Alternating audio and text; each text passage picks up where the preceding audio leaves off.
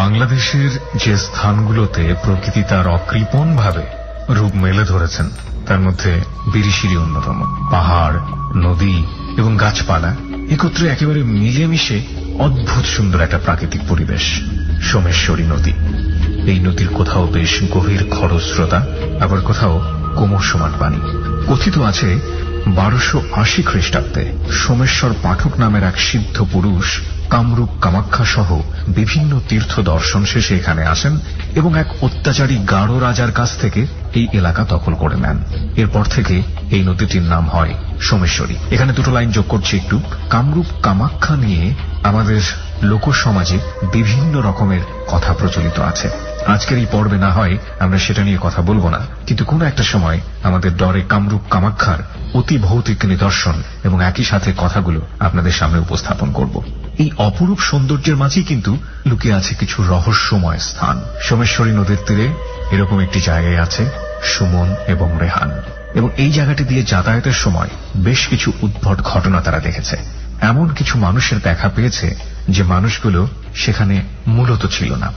কেউ কেউ আবার অবিকল নিজেদের মতোই মানুষ এখান দিয়ে হেঁটে যেতে দেখেছে। অবিশ্বাস্য হলেও এগুলো তাদের ভাষায় সত্য। এবারের যে ডর টিম, মানে যাদেরকে আমরা শ্রোতা হিসেবে নিয়েছি, তাদেরকে আমরা আগেই সেখানে পৌঁছে দিয়েছিলাম, কারণ এবারের টিমটা একটু বড়। পরবর্তীতে এই টিমের সাথে যোগ দিয়েছে সুমন এবং রেহান। আমরা ডরের মূল পর্বে ঢুকে যাচ্ছি। চলুন দেখা যাক ডর আজকে আপনাকে কতটুকু ডর মানে ভয় পাওয়াতে পারে।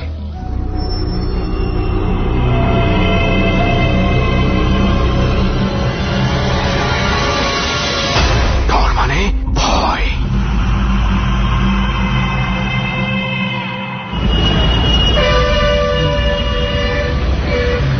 দোস্ত, কোন বাসে যাবি? এসি বাসে যাবি নাকি নর্মাল বাসে যাবি? যেই বাসে আরাম বেশি, টাকা কম। তাহলে এক কাজ করতে পারি, তোরে বাসের ছাদে তুলে দেই, আরামে যেতে পারবি, টাকাও কম লাগবে। টাকা তো লাগারই কত নয় সেই উদ্দেশ্যে, কিন্তু পথে যদি বৃষ্টি নামে? বৃষ্টি নামলে সমস্যা কি? জামা কাপড় যাচ্ছে খুলে ব্যাগের ভিতরে বইরা বসে থাকবি। দেখ দোস্ত, আমার ওইসবের কাম নাই, তো এটা ভালো বাস কম। ওই যে দেখ একটা বাস দেখা যেতেছে, ঢাকা ময়মনসিংহ ঢাকা, চল ওইটাতে দেখি টিকিট আছে নাকি। না দোস্ত, ওইটাতে যদি যাই ওইটাতে অনেক ভাঙাভাঙি করে যাইতে হবে, ট্রেন আছে। এখন সরাসরি যাওয়া যায় বিরিশিরি সরাসরি বাস আছে, ওইটাতে যাই। ওই যে ওই বাসটা দেখতেছিস না, ওই বাসটাই সরাসরি যাবে বিরিশিরি। তুই দাঁড়াই, আমি দাঁড়াই, তুই দাঁড়া, আমি টিকিটটা কেটে নিয়ে আসি। মহাখালী থেকে বাসে করে আমরা বিরিশিরির উদ্দেশ্যে রওনা দেই। জার্নিটা ছিল প্রায় 5 ঘন্টা।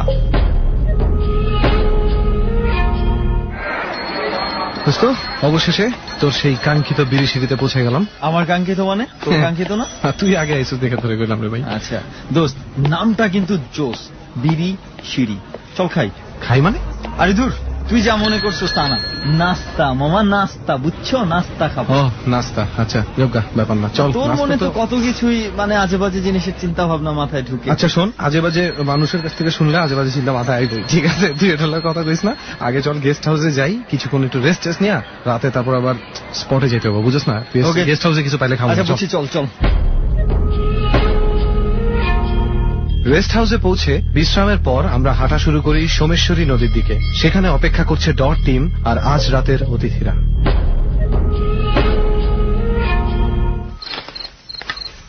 রেহান, আগে আসছিস কখনো এখানে?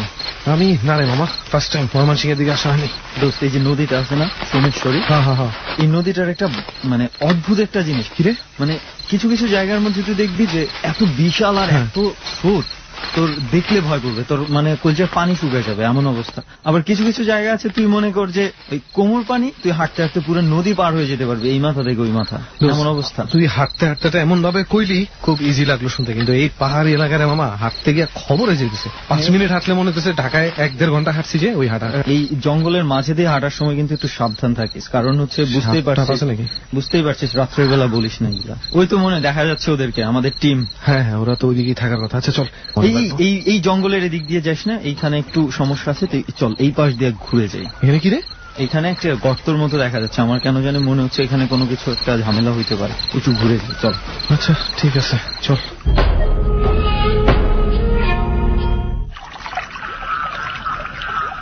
এত রাত্রের বেলা নদীর পাড়ে আর বসছস কখনো? বসছি অনেক আগে, ওই রাতে বিক্রমপুরের দিকে গেছিলাম, তখন ওইখানে পদ্মার একটা ছোটখাটো পার আছে আর কি, ওইখানে অনেক ছোট ছিল, তুই তো ছোটবেলা থেকে অনেক পাকনা। হ্যাঁ তখন করছিলি, এটা ঠিক তাই না? হ্যাঁ তখন করছি। ছোটবেলায় যারা পাকনা থাকে তাদের কি বলে জানিস? এটা বললাম না। আচ্ছা, আমাদের সাথে যে বন্ধুরা আছে একটু তাদের সঙ্গে কথা বলে নি। ভাই, আপনারা এর আগে কি কেউ রাতের বেলা এত গভীর রাতে কোন নদীর পাড়ে বসছেন? না, বসায় নেই। না ভাই। তার আগে রেহান একটা কাজ করো, আমাদের বন্ধুদের একটু পরিচয়টা আমরা সেরে নিই ভালো করে। অবশ্যই অবশ্যই পরিচয়টা সেরে নিব। আর জাহিদ ভাই আপনি শুরু করেন। হ্যাঁ, আমি মোহাম্মদ জাহিদুল ইসলাম, আমি গাজীপুর থেকে আসছি। আচ্ছা, আমি ঢাকা কলেজ থেকে আসছি মিশন। ওকে, কোন মিশন আছে আপনার? যেটা মানে আমি অনেকদিন ধরে করতেছি, আমি কিছু আমার ভৌতিক জীবনের কাহিনীগুলো বলবো, এটার জন্য আমার আশা। তার মানে আপনার মিশন সাকসেসফুল। মিশন আর ইম্পসিবল নাই, মিশন পসিবল। আর আছে কি সুফল ভাই? আমি মেহেদি জামান সুফল আছি। ওকে, আরেকজন? আমি মোহাম্মদ আলিরাজ হোসেন, গাজীপুর থেকে আসছি। আচ্ছা, আগে একটা কনফিউশন ক্লিয়ার করে নিই, আলী ভাই আর জাহিদ ভাই কি একসাথেই আসছেন? জি। আচ্ছা, আপনারা কি ফ্রেন্ড? হ্যাঁ, ফ্রেন্ড। আচ্ছা আচ্ছা। আর সুফল ভাই, আপনি আমাদেরকে আপনার জীবনে তো যে মিশন ভাই যেরকম বললো যে ওনার জীবনে কিছু কাহিনী আছে, অবশ্যই আপনার জীবনে কিছু কাহিনী আমার আছে। জীবনের কাহিনী নিয়ে আমি এসেছি। আচ্ছা, টিম ভালো করে নিয়ে আসছে তো আপনাদের? হ্যাঁ, যদি কোনো ধরনের কোনো কমপ্লেন থাকে আপনারা নিশ্চিন্তে কিন্তু বলতে পারেন। না ভাই, নেই। কোনো কমপ্লেন নেই। ওকে, ডট টিমকে ছেড়ে দিলাম এবার, বুঝছো? সেটাই না, এরপরে যদি এরকম কোনো ঘটনা ঘটতো তাহলে আমরা ডট টিমে। এটা ঠিক যে রাস্তাটা অনেক খারাপ, আমরা অনেক কষ্ট করে আসতেছি। আসলে আসলে এটা দোষ কারোরই ভাই, দোষ এখানে না। আসার পরে কিন্তু কষ্টটার কষ্ট মনে হইতেছে না। এটাই আমি বলতে এটাই চাইছিলাম হচ্ছে যে এখানে মূল দেখার বিষয়। পরে এখানে সিলসিলার এত রাস্তাটাও সুন্দর। ভয়ঙ্কর। যাই হোক, আমার মনে হয় ওটা কোনো সমস্যা না। এখন আলটিমেটলি আমরা যে জায়গাটায় পৌঁছেছি সেটা একটু বলি যে আমরা আসলে এই মুহূর্তে বিরিশিরিতে আছি এবং সেটা হচ্ছে যে সোমেশ্বর নদীর পাড়ে আছি এবং এই নদীটার খুব সুনাম রয়েছে এবং অনেকেই দেখতে আসে।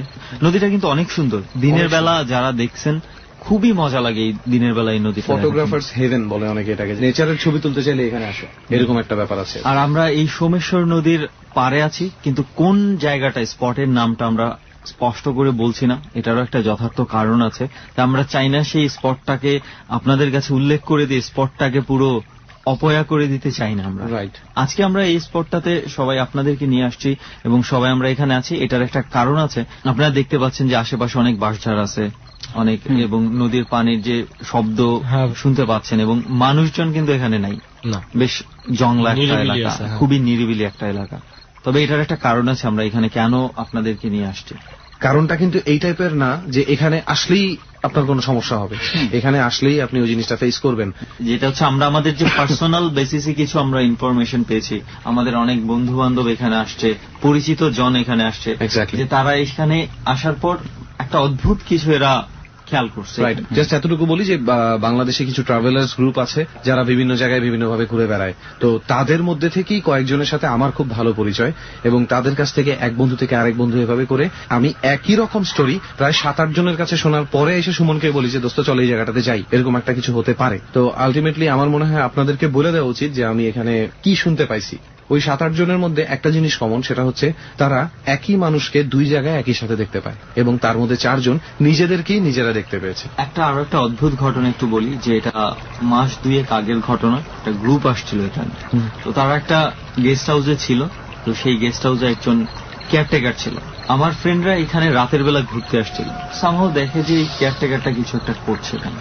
তো ওরা অনেকক্ষণ আড্ডা মারলো, কেয়ারটেকারের সাথে গল্প হলো, এলাকা সম্বন্ধে একটু জানা, একটু তারপর বিদায় নিয়ে ওরা চলে আসলো।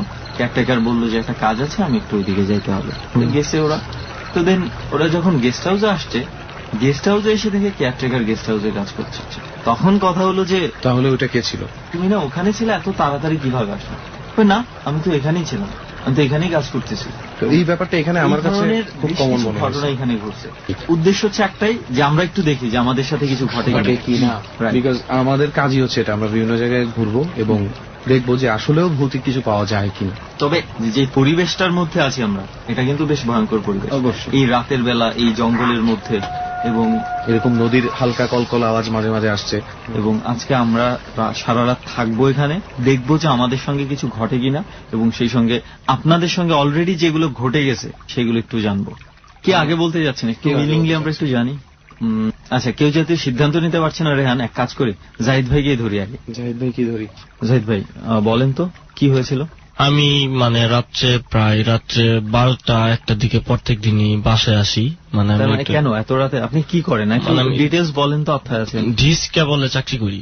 মানে ডিশ লাইনে? হ্যাঁ, ডিশ লাইনের। আচ্ছা, তো রাত্রে কাজ করতে হয় প্রত্যেক দিনই, 12টা-1টা বাজে। তো আমার বাসাটা যে জায়গায়, তার মানে প্রায় 200 থেকে 300 মিটার পর পর আর কি বাড়ি আছে। কোন এলাকায় আপনার বাসা? গাজীপুরে, বোর্ড বাজার এলাকায়।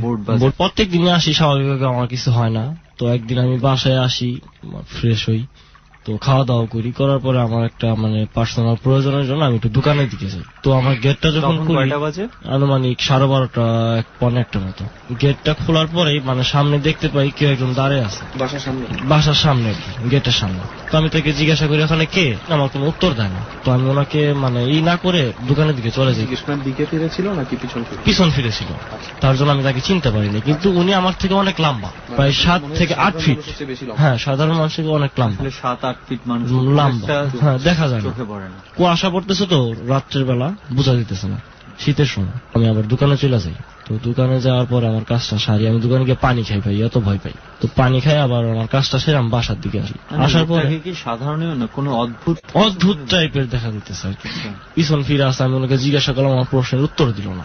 তো আসার পথে দেখতেছি উনি আমার মানে যে জায়গায় দেখে গেছি সেম ওই একই জায়গায় আছে, কিন্তু আমি তার থেকে অনেকটা দূরে। তখন দেখতে পারতেছি যে উনি সামনের দিকে আমার দিকে মানে আসতেছে। তো ওনার পরনে ছিল সাদা কাপড়। যখন আমার কাছের দিকে আসতেছে, আমি বলি আপনি কে?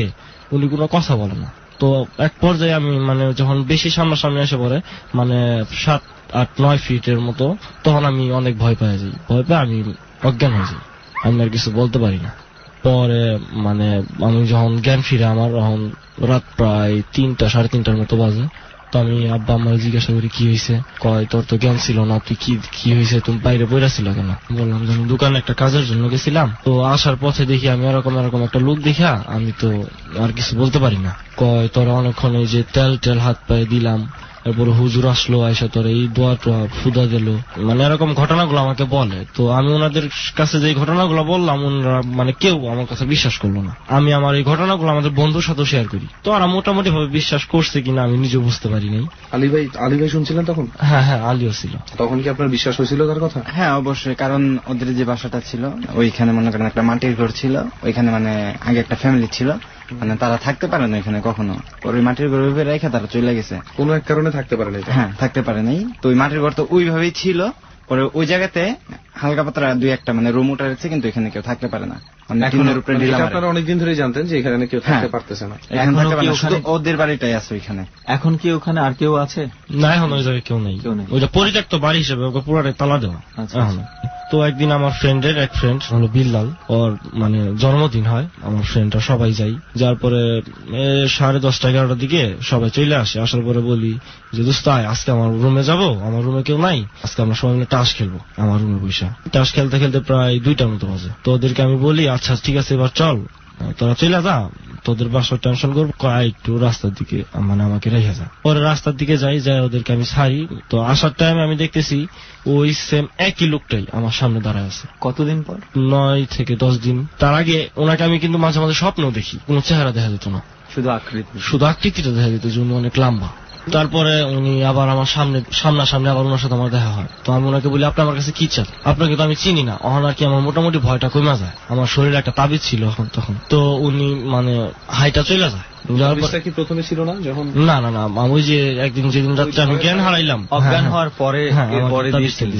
কিন্তু তারপর উনি আমার সামনে আসার পর উনি চলে যায় আবার। তো আমি আবার মনে মনে ভয় পাই, যাই আম্মা আব্বাকে ডাকি, দেখো আজকেও তো এরকম ঘটনা আমি তো ভয় পেয়েছি। তো দেশ গ্রামে যেরকমটা হয় যে ওই যে লোহা গরম করে পানি টানি খাওয়া লবণ দিয়ে, তো এরকম ভাবে খাওয়ায় আমার আচ্ছা ঠিক আছে শুয়ে পড়ো। তো আমি শুয়ে পড়ি। ওই দিন রাত্রি আমি মানে একটা স্বপ্নে দেখি, একজন মানুষের যদি 2টা হাত না থাকে, মানে কোমর পর্যন্ত যদি মানে না থাকে, তাহলে একটা মানুষকে দেখলে কিরকম লাগে, এরকম কিছু অদ্ভুত টাইপের স্বপ্ন দেখি। তো দেখি আমি রাত্রে ঘুমে থেকে চিল্লা উঠি। এটা নিয়ে আমার আব্বা আম্মা অনেক টেনশনে থাকে, হুজুরে আয়না আমার আর কি ঝাড়ফুঁক করার পরে মোটামুটি ভাবে আরো সপ্তাহখানিকের মতো আমি ভালো ছিলাম। আমাকে হঠাৎ করে একদিন রাত্রে আবার স্বপ্নে মানে ওই সেম লোকটাই। ডর মানে ভয়।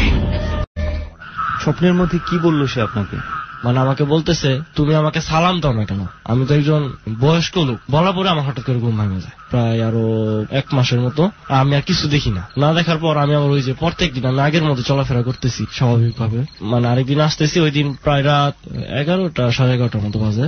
তো হঠাৎ করে ওই একই ব্যক্তি আমার সামনে পড়ে। তো ওই দিন একবার আমার মোটামুটি ভালো মানে সামনাসামনি। তো আমি হঠাৎ করে তাকে সালাম দিই, বলি আসসালামু আলাইকুম।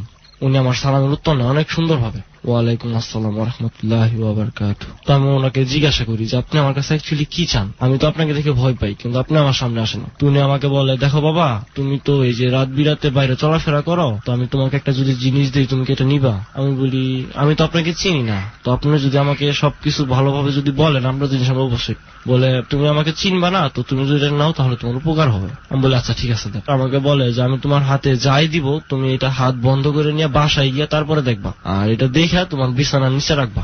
হাতটা মানে বন্ধ করার পরে আমি বাসায় চলে যাই। উনিও মানে আমার সামনে দিয়ে আমার আগে আগে চলে যায়, ওনাকে আমি দেখতে পাই না। আমি বাসায় যাই আমার ইটা খুলে দেখি ছোট্ট একটা তাবিজ, একদম ছোট, মানে তো ছোট তাবিজ আমি আমার আজ পর্যন্ত আমি কোনোদিন দেখিনি। তাবিজটার আমি কি করি, মানে যদি কোনো জায়গায় রাখি হয়তো বা আম্মা ঘরটার ঝাড়ু দিলে যদি পড়ে যায়, এটা চিন্তা করে বালিশের যে ইটা কভারটা আছে, কভারটা একটু ব্লেড দিয়ে কাইটা ওইটাকে আমি একটা কাগজ দিয়ে পেঁচাই ওই যে তুলা থাকে না বালিশের, ওই তুলার ভিতরে রেখে আবার সেলাই করে দিই।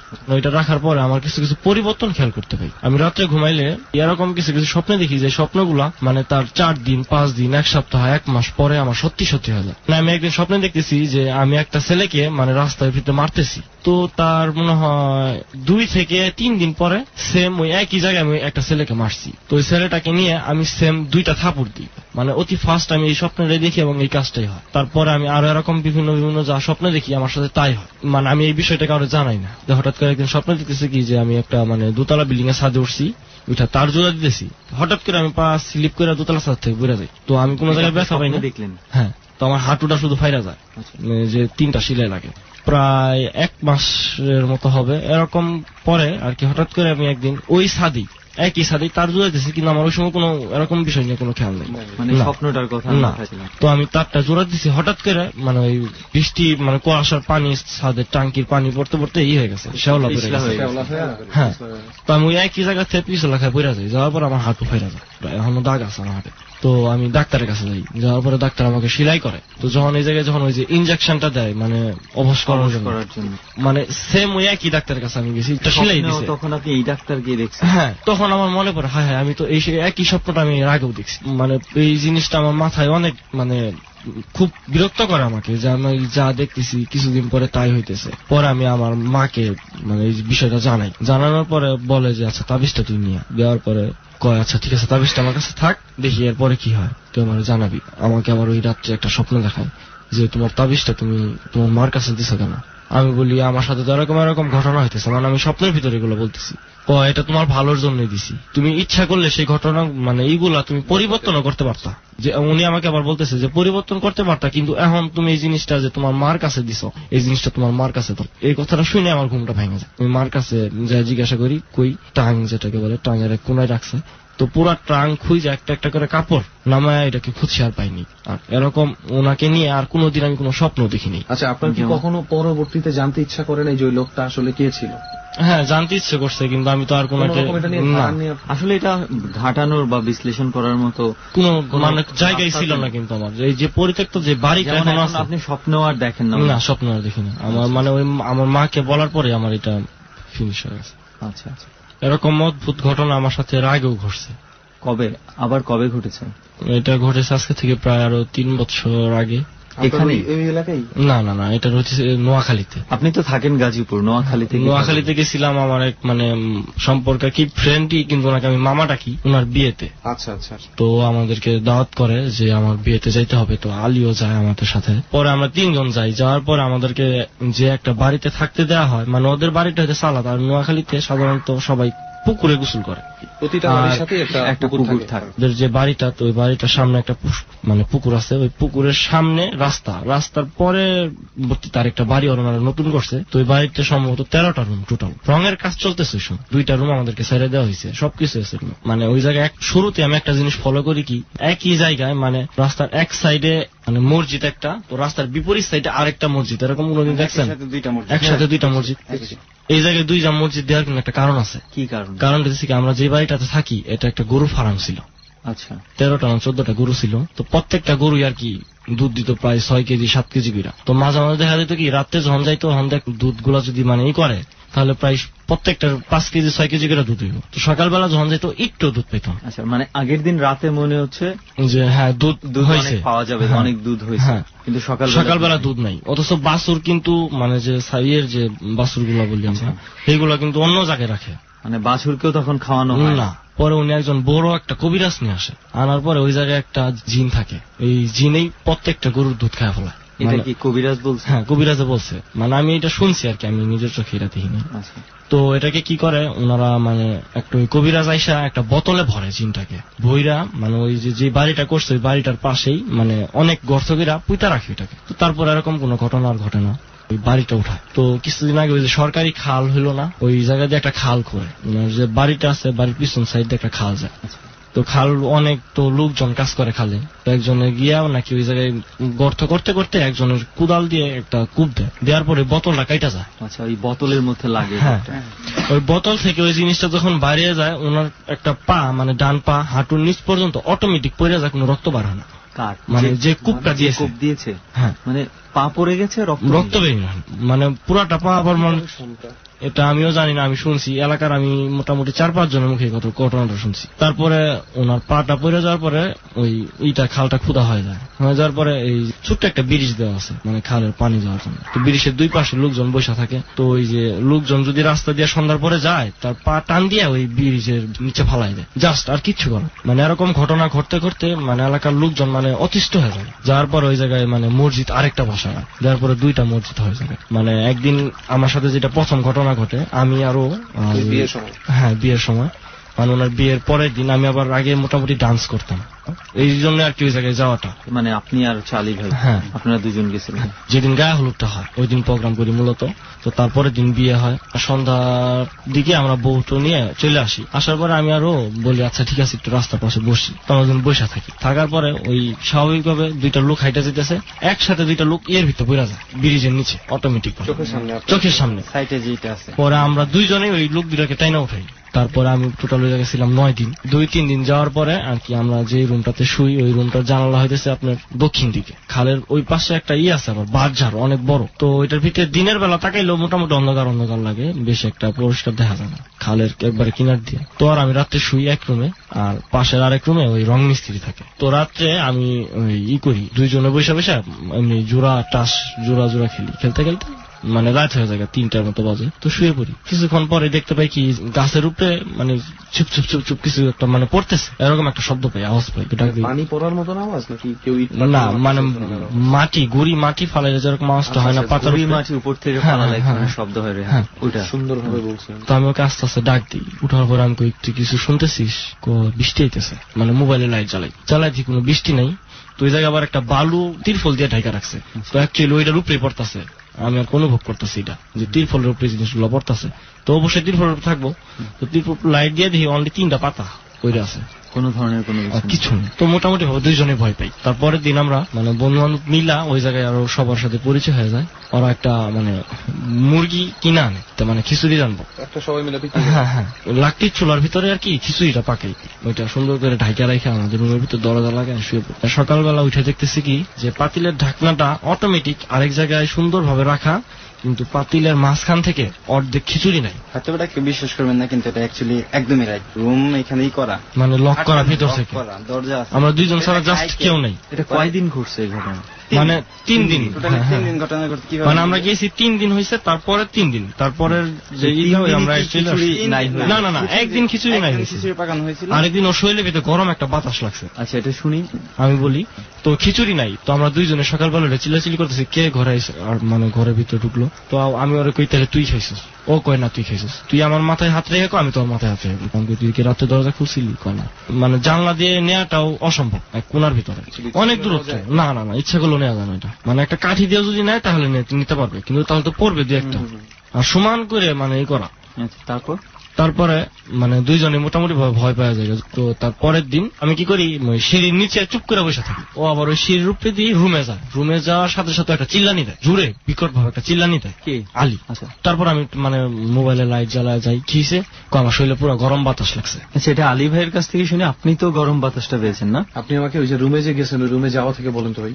ভাত আরেকদিন পাকেছেন, ভাত আর মাংস পাকেছি। তো পরে আমরা ওই রং মিস্ত্রি ওইখানে যে মানে তাসখালী রাত্র, তো ওইখানে শুয়ে পড়ি, ও আর ওই মিস্ত্রিটা শুয়ে পড়ছে। তো আমি জাগ না, আমাকে ডাকতেছে, ওরা কেউ শুনে না। তো হঠাৎ করে আমি শুয়ে, মানে এটা কেউ বিশ্বাস করবো কিনা আমি জানি না, কিন্তু এটা আমি নিজে যেটা দেখছি এটা বিশ্বাস করার মতো না, মানে এটা আবার আমি দেখি করতে হবে। শোয়ার পরে প্রায় 2:30 মতো বাজে, হঠাৎ করে দেখি মানে মাথাটা আমি শুইছি, শোয়ার পরে দুই সাইডে দুজন, আমি মাঝখানে, মানে আমি এমনি ভয় পাই, অনেক ভয় পাই, মানে দেখতেছি যে মানে কালো একটা ছায়া আসছে, এই পাতিলটার কাছে বসছে, বসার পরে ঢাকনাটা এমন ভাবে উঠাইছে মানে বলার বাইরে, নিচটাই আস্তে আস্তে খাইতেছে, একটা দানাও নিচে পড়েনি, মানে আমার পুরো শরীর এমন ভাবে ঘামছে, মানে বলার বাইরে।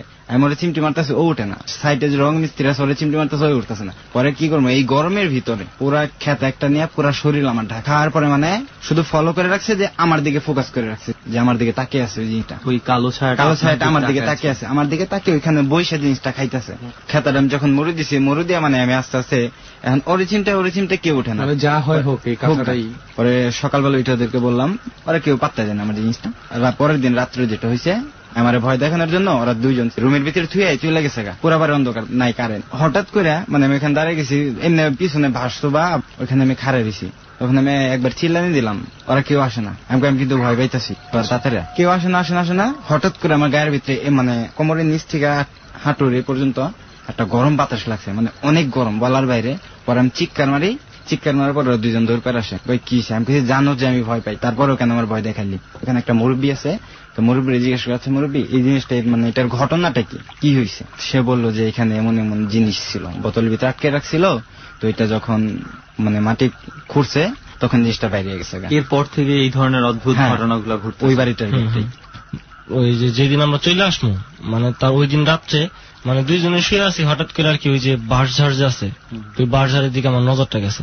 তো ওই জায়গায় দেখতেছি কি মানে সাদা কাপড় মুড়ি দিয়ে চুপ করে বসে আছে। আমি ওরা ডাক দিছি, ও দেখছে, দেখার পরে বাস দুইজনই চুপ, কোনো কথাও বলি নাই, কিছুই না, চুপ করে। ওই মানে আমাদের আরো থাকার প্ল্যান ছিল কয়েকদিনই, তো তারপরের দিন আমরা আবার ঢাকায় চলে আসি। কিন্তু সিরিয়াসলি স্টান্ড কিছু ব্যাপার, ওই সময়টা ওইটা চিন্তা করে আমি ভয় পেয়ে গেছি। আর আরেকটা জিনিস, আপনার যে গরম বাতাসের ব্যাপারটা, এই ব্যাপারটা হচ্ছে যেটা সুমন্ত আহমেদকে বলি, আমার একটা ছোট্ট এক্সপিরিয়েন্স। আমার নিজের ঘরে বসা, আমার একটু বদ্ধ থাকার একটা অভ্যাস আছে। আমাকে সবাই বলে তুই জানলা দরজা কেন খুলিস না, আম্মা তো আমারে পারলে মারে। কোনো ভৌতিক ব্যাপার না, আমি হচ্ছে সারাক্ষণ গান শুনতে থাকি, বাইরের মানুষের যাতে ডিস্টার্ব না হয়। তো আমি একদিন এরকম হঠাৎ করে কখন গান বন্ধ করে বই পড়তেছি আমি জানি না, দরজা জানালা সব বন্ধ, জাস্ট হঠাৎ করে আমার ঠিক এইখানটাতে এভাবে একটা বাতাস পাস করলো। আমি অনেক চেষ্টা করছি খুঁজে বের করার যে কোথায় একটা থাকা আছে, কোথার থেকে বাতাস আসতেছে বা কিছু, আমি এটা পাইনি। তো এই ঘটনাটা আমার মনে ছিল না, আমি টোটালি ভুলে গেছিলাম, বাট আপনার ওই গরম বাতাসের ইয়াটা শুনে আমার মনে পড়ছে, কারণ আমি এটা সোর্স খুঁজে পাইনি। আচ্ছা রিহান, আমরা যেটা দেখলাম যে দুইজনের কথা ওনাদের গাজীপুরের দিকে যাই, একটা মানে অদ্ভুত একটা বাড়ির কথা বলছিল, পরিত্যক্ত অবস্থায় আছে বাড়িটা, মাটির ঘর যেখানে কেউ থাকে না।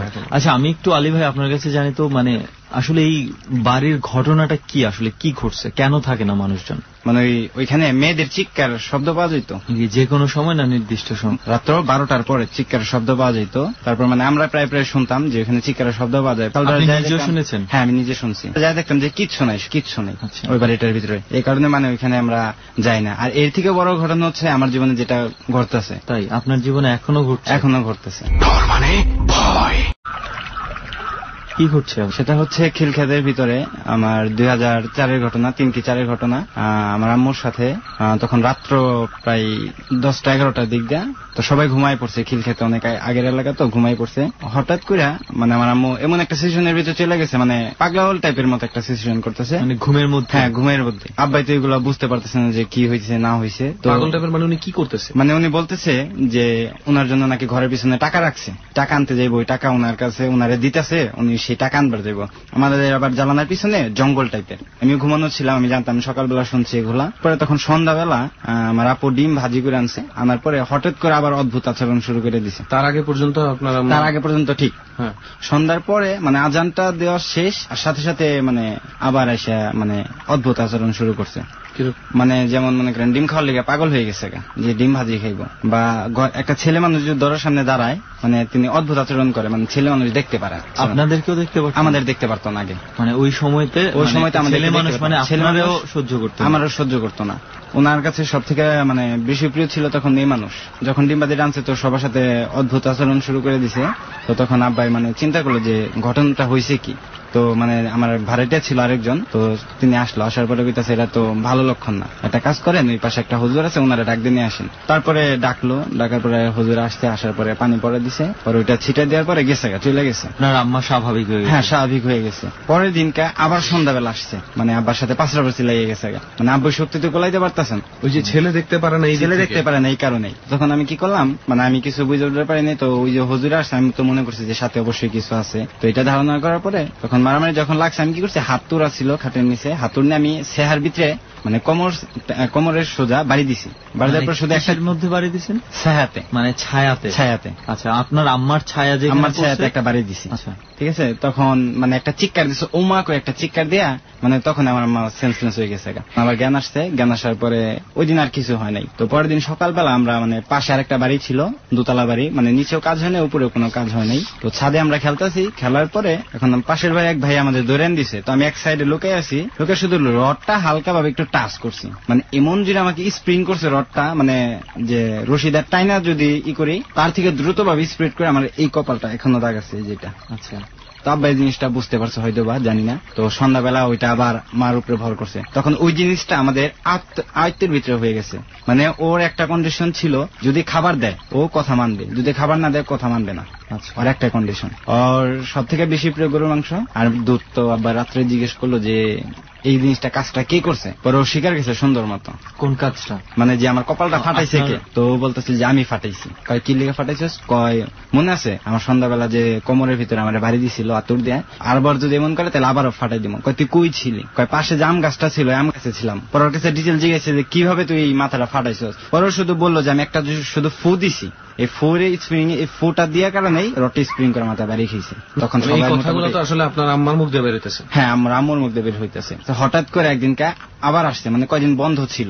আপনারা কোনো চেষ্টা করেন নাই জিনিসটা যাতে আর না আসে, এরকম কোনো ব্যবস্থা নেওয়ার? না, আমার আব্বু চিন্তা করছে যেটা, যে জিনিসটা যদি পালানো যায়, তো আব্বু চিন্তা করছে যে এটারে পালবো। তোরে একদিন বলছে যে আচ্ছা তোরে যদি আমি রাখি নিজের রাত্রের ভিতরে, তো কি করতে হইবে? তো বললো যে আমার সবকিছু দিবি, আমি তোর কথা শুনবো, কিন্তু আমি তোর কোনো কাজ করতে পারবো না। তখন আব্বু জিজ্ঞেস করলো কেন? আমি আরেকজনের কাজ করি, অর্থাৎ তোমার কাছে আমি করতে পারবো। আচ্ছা। তো তখন দেখা গেল যে মানে আমার আম্মু এতই চিকনা হয়ে গেছে, বলার বাইরে, শরীরের সব রক্ত খাই ফেলছে। তো তখন আব্বাই চিন্তা করলো যে এইভাবে চলতে থাকে তাহলে আমার আম্মা আর বাঁচবো না। মানে ভাড়াটা ছিল একজন রংপুরের, তার আবার একজন কাকা আছে রংপুরের কবিরাজ। তো ওনার একদিন ডেকে আনার পরে উনি বসলো, ধ্যানে বসার পরে ওইটা হাজির করছে, ওনার উপরে আসছে জিনটা, ওই কবিরাজের উপরে জিন ভর করছে। আচ্ছা, মাই গুডনেস। যে কবিরাজকে যখন নিয়ে আসা হয়েছে ওনার আম্মার ট্রিটমেন্টের জন্য, তখন সেই জিনিসটা তার আম্মার ভিতর থেকে বাইরে হয়ে এসে কবিরাজের উপর ভর করছে, এবং ভর করে বলতেছে যে তার ভিতরে কিছু নাই। মানে কবিরাজের মুখে এটা বলাইতেছে যে তার ভেতরে কিছু নাই। তারপরে মানে কবিরাজে উঠে গেছে, কবিরাজ উঠার পরে বলতেছে যে জায়গাটা অপবিত্র ছিল,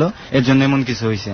তো তারপরের দিন আবার বসছে, একই কবিরাজ আবার বসছে। তো পরের দিন বসছে, পরের দিন বসার পর ওই কবিরাজের উপরে কবিরাজের দিনটা আসছে। ওই দিন আবার ওই দিন জায়গা আবার পরিষ্কার করে নিছে। তো কবিরাজ তাই সে বলতেছে তোমাদেরকে আমি 3টা তাবিজ দিব, যদি তাবিজটা থাকে তাহলে তোমার মানে আব্বারে বলতেছে যে তোমার বউর রক্ত খাইতে পারবো না। তাবিজটা দেওয়ার পরে কোনো মতে রক্ত খাওয়াটার বন্ধ হয়েছে। মানে হঠাৎ করে আব্বা একদিন জিজ্ঞাসা করে যে তুই কি খাইতে পছন্দ করিস বেশি? পরে বলে যে আমি মিষ্টি খামো, গরুর মাংস খামো, আর দুধ দিবি, সব সময় দুধ দেওয়া বাদ দিবি। একদিন আব্বা কইতেছে আচ্ছা ঠিক আছে, আমি তো টাঙ্গাইল চলে যাবো, তো তুই আমার সাথে গিয়ে টাঙ্গাইলের মিষ্টি তো আবার খুব ভালো, তুই টাঙ্গাইলের মিষ্টি খাইতে বলছে। হ্যাঁ আমি টাঙ্গাইলের মিষ্টি খামো, কিন্তু তোর একটা কাজ করতে হবে। কি বললো যে তুই মিষ্টির দোকানে গিয়ে দাঁড়ায় থাকবি, তোর আর কিচ্ছু করতে হবে না, যা করার আমি করবো। তো আব্বা মিষ্টির দোকানে গিয়ে দাঁড়াইছিল, একটা কুত্তা হইয়া মিষ্টিও ঠিকই খাই ফেলছে। তো কেউ দেখে নাই? কেউ দেখে নাই। ও যেভাবে খাইছে সেটা ওর পরিস্থিতিতে খাইছে, আমরা নিজেরা বলতে পারবো না যে কিভাবে খাইছে। মানে ওকে যখন রূপ যে ধরছে এটা কিভাবে জানলেন? ও নিজে যখন আমার আম্মার উপরে আবার ভর করছে তখন এটা ওর কাছে জিজ্ঞেস করা হয়েছে। তো তখন মিষ্টি খাওয়া শেষে যখন আমার আব্বা টাঙ্গাইল থেকে ফিরতেছে তখন গাড়ির ভিতরে মানে হাতটা এভাবে দিয়ে গ্লাসের ভিতরে টেনশন করতেছে। তো হঠাৎ করে হাতটা ধাক্কা দিছে। ওই হাত ধাক্কা দেওয়ার পরে আরেকটা গাড়ি ছিল, ওই গাড়ির সাথে বাড়ি খাইয়া গাড়িটা দুইটা এক হইয়া এই পর্যন্ত কেটে গেছিল। তো ওইটা মানে আরেকজনে গামছা দিয়া বান দিছে, মানে ধাক্কা দিছে ওই মার সাথেরটা। আচ্ছা, হয়তো বিশ্বাস করবেন একটা হাত কাটলো কতটুকু রক্ত পড়ে, তার মনে যে 3 ভাগের 1 ভাগ রক্ত পড়ে নাই আব্বার হাত থেকে। আব্বা আসার পরে ওইটা শিলি করছে, শিলি করার পরে তো ওইটা আবার সন্ধ্যাবেলা আসছে। আসার পরে আব্বা জিজ্ঞেস করতেছে যে আচ্ছা আমার হাতটা কিভাবে কাটলো, তুই বইলা দে, তুই যা খাবে আজকে তাই খাওয়ামো। পরে বলে যে হাতটা আমি ধাক্কা দিছি। কেন ধাক্কা দিছিস? পরে বলতেছে যে মানে আমি শয়তানি করে ধাক্কা দিবার গেছিলাম, তো হাতটা ধাক্কা দিবার গিয়ে তোর পাশের গাড়ির লগে বাড়ি খাইছে। আর তোর হাত যদি আমি না চাপ দিয়ে যদি না ধরে রাখতাম, তোর রক্ত যতটুকু পড়ছে তার থেকে আরো 6 গুণ বেশি পড়তো রক্ত। যতটুকু রক্ত পড়ছে ততটুকু রক্ত আমি চেটে খাইছি, আমার হাতে যতটুকু পড়ছে, আর বাকি রক্ত আমি পড়তে দেইনি। তারপরে মনে করেন আস্তে আস্তে এই কয়দিন যাওয়ার পরে এভাবে যাওয়ার পরে ওই কবিরাজটা তাবিজটা দিয়ে দিছে। দেওয়ার পরে মনে করেন হ্যাঁ মোটামুটি সুস্থ। তাও হঠাৎ মাঝে মাঝে তাবিজ যে দিছে ওই আপনার আম্মার উপরে, ওই জিনিসটা কোনো অবজেকশন দেয়নি? ওই জিনিসটা অবজেকশন বলতে ওইটা যাবে না কখনো, ওইটা থাকবে সাথে, কিন্তু শরীরের কোনো ক্ষতি করতে পারবে না। মানে ঘটনাগুলো এখনো ঘটছে? এখনো আপনার আম্মার উপর আছে এটা। আর এখন বর্তমানে ওই জিনিসটা আমাদের কেমন ভাবে দেখে যে নিজের ভাই বোন হিসাবে। তো একদিনকে আমার আপু বলছে যে আচ্ছা আম খামো, মানে ঘরের পিছনে আমার আম গাছ আছে, বলছে আমি আম খামো। তো বলছে আচ্ছা ঠিক আছে, আম খাবি যখন পিছনে আমি আম গাছে থাকবো, যাই দিমো তুই করে নিয়ে যাবি। তো বলছে আচ্ছা ঠিক আছে। কয় খারা একটা কথা আছে, আমার রূপ দেখে যদি ডরাস, অরিজিনাল চেহারা দেখে যদি ডরাস তাহলে যাওয়ার দরকার না, যদি না ডরাস তাই রায়। পরে কিছু অরিজিনাল চেহারা দেখা মানে কয় আমি যদি গাছ ধরতে যাই তাহলে আমার অরিজিনাল রূপ ধরতে হইব, আমার নয়তো আমার গাছ ধরার কোনো উপায় নাই। তো আপু বলছে যে না দরকার নাই থাক। তো আমার আপু ঘুমাই রয়েছে, ঘুমের দান্দায়ও দেখতেছে যে একটা পিচ্ছি ছেলে, গাল কাটা, মানে পিছন সাইড কাটা, পুরো শরীর কাটা কাটা অবস্থায়। তো তখন ওরে মানে আপু বুঝতে পারছে জিনিসটা কে। তো আমার সাথে যখন বল করছে তখন আবার জিজ্ঞেস করলো যে আচ্ছা একটা আমি স্বপ্নে দেখলাম যে একটা পিচ্ছি গাল কাটা পিছনে কাটা, এইটা কে? কয়টা আমি। কয় তোর এই অবস্থা হলে কিভাবে? কয় আমি একজন জারক সন্তান, আমার মা বাপ কয়টা ঠিক নেই, আমার ছায়ের ভিতরে রাইখা আমার মা আমার থুয়ে গেছে গা। আচ্ছা আমাকে একটু বলেন তো, এখনো কি আপনার আম্মা সন্ধ্যার পরে অ্যাবনর্মাল হয়ে যায়? না এখন আর মানে আগের মতো হয় না। এখন হঠাৎ যখন গরুর মাংস হাজির হবে, মিষ্টি হাজির হবে, মানে ওর পছন্দের যেগুলো খাবার হাজির হবে তখন ও হাজির। ধরেন আপনারা যদি দিনের পর দিন এই খাবারগুলো আপনাদের বাসায় না আনেন তাইলে আর এটা আসে না? ওই যে আসবো আইসা কান্নাকাটি করবো যে আমার খাবার দেস না কেন, আমি খাইতে পারি না, মানে আমার আম্মুর রূপে আইসা, মানে আমার আম্মু যেভাবে কাঁদে সেম একই ভাবে কাঁদে। আর যদি খাবার না দেওয়া হয় বাথরুমের ভিতরে যাইবো, আম্মুর আটকে রাখবো, বেরোতে দেয় না। মনে করেন আপনার আব্বা গরুর মাংস নিয়ে আসলো, মিষ্টি নিয়ে আসলো, খাওয়া দাওয়া করলো, তারপরে সে চলে যায়। হ্যাঁ খাওয়া দাওয়ার পরে কি রাতের বেলা আপনার আম্মা আবারও খায়? তখন মাই ফিল করে কোনটা যে মানে তার পেট ভরা ভরা অবস্থায়, কিন্তু সে তার খিদে আছে কিন্তু তার পেট ভরা, সে বলতেছে যে আমি খামো, কিন্তু একটু করে ভাত নিয়ে ওনার খাওয়া শেষ, আর খাইতে পারে না। আপনারা আর চেষ্টা করছেন না যে এটা থেকে ওনাকে কোনো আর এরকম কোন কবিরাজ আমরা পাইও নাই যে এটা সরান যাবে? আমার কাছে সুমন টোটাল ব্যাপারটা ফার্স্ট অফ অল স্কিজোফ্রেনিক, তারপরে হচ্ছে ইনডিউসড হ্যালুসিনেশন। যাই হোক আসলে আমরা এর আর বিশ্লেষণ ব্যাখ্যায় না যাই, তবে সবচেয়ে সত্যি ঘটনা হচ্ছে যে এখনো আলী ভাইরা এটা সাফার করছে।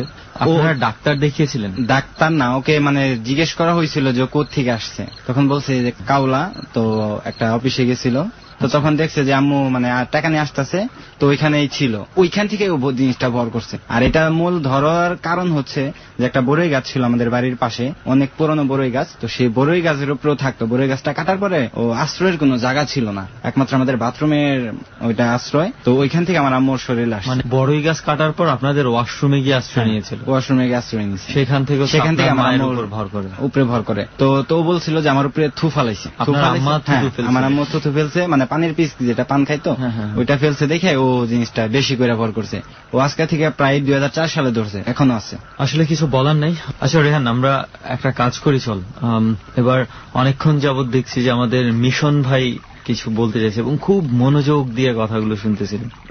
মিশন ভাই ঢাকা কলেজ থেকে এসছেন, এবং আমি খেয়াল করছিলাম আলী ভাইয়ের ঘটনা আপনি খুব মনোযোগ দিয়ে শুনছিলেন।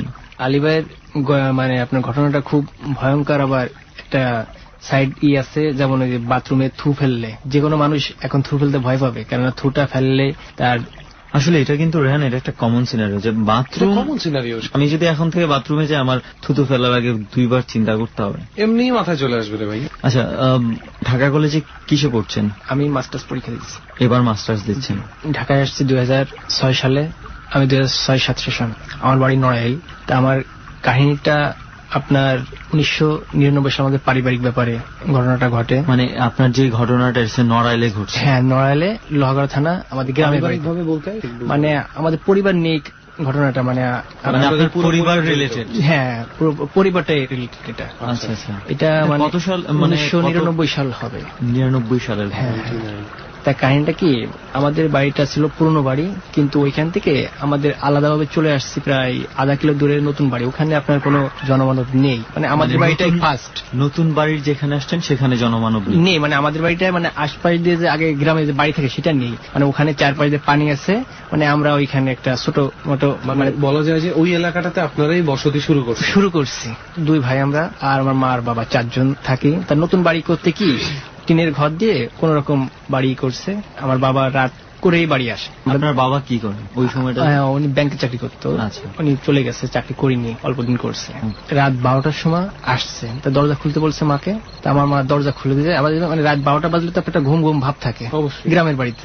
তা যে আবার ঘুমায় পড়ছে। এখন বাবার হাতে লাইট আছে, মানে নতুন বাড়ি করছে, কারেন্ট নেই। তা আপনার লাইটটা মারছে, লাইটটা মারলে দেখে কি একটা সাপ আপনার ঘরের মেঝেতে, মানে আমাদের পিছনের বারান্দা আছে, সামনে বারান্দা আছে, কিন্তু আমাদের পিছনের বারান্দাটাই শুধু মাচা। তা আপনার লাইটটা মারলে একটা সাপ দেখছে, মাকে ডাকছে। মানে সাপের নাম শুনলে বলে সাপ থাকে না, এটার জন্য আমার আব্বা সাপ বলিনি, কাছে এই তুমি ওঠো তো, ওদের নিয়ে বাইরে যাও। আমাদের গ্রামে এমন কিছু প্রচলিত আছে, অনেকে রাতের বেলা সাপ শব্দটা উচ্চারণ করে না, চুন, হ্যাঁ বলে বিভিন্ন, না না ওই সাপ দেখলে আপনার বলে কি লাঠিটা নিয়ে আয়, এইটাই বলে যা, কিন্তু সাপের নামটা বলে না। তা আমার মা বাইরে আসছে, তা আব্বা ওই আছে আপনার গ্রামে কোচ জাতীয় ওই আপনার সাপটা মারার জন্য। তা সাপটা দেখে মানে আপনার পিছনের দিকে চলে গেছে, লাইটটা মারলে পিছনে যায় আপনার ওই মাচা ইট দেখ করে উঁচু করে দেওয়া আছে।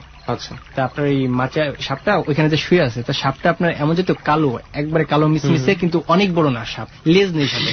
তা সাপটা দেখে তো ওইটাতে কোপ দিচ্ছে, কোপ দিলে আপনার সাপটা গাচ্ছে। তারপর আমার মাকে বলতেছে কি তুমি লাইটটা মারো, মানে সাপটা নিয়ে আসো। তা লাইটটা মেরে মারছে, কিন্তু দেখতেছে সাপটা আসছে, ওইখানতে আপনার নিয়ে আসতে গেছে, সাপটা নেই।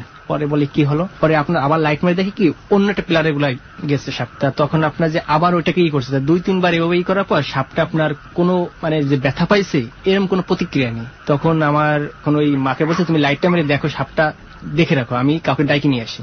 তা আমার পাশে আমার ফুবু বাড়ি, ফুবু তো ভাই আছে, ওরা 2 জন আসছে, আইসে আপনার ওইটা ওরা এসে দেখছে, মানে এমন জায়গায় ইয়ে করছে ওইটা টেনে আনাও যাবে না, মানে আবার ওখানে যেতেও পারতেছে না। তখন আপনার কি করবে, ওইটা পিছনে যে একটা বেড়া ছিল, বাঁশের বেড়া, ওই বেড়াটা কেটে ফেলছে।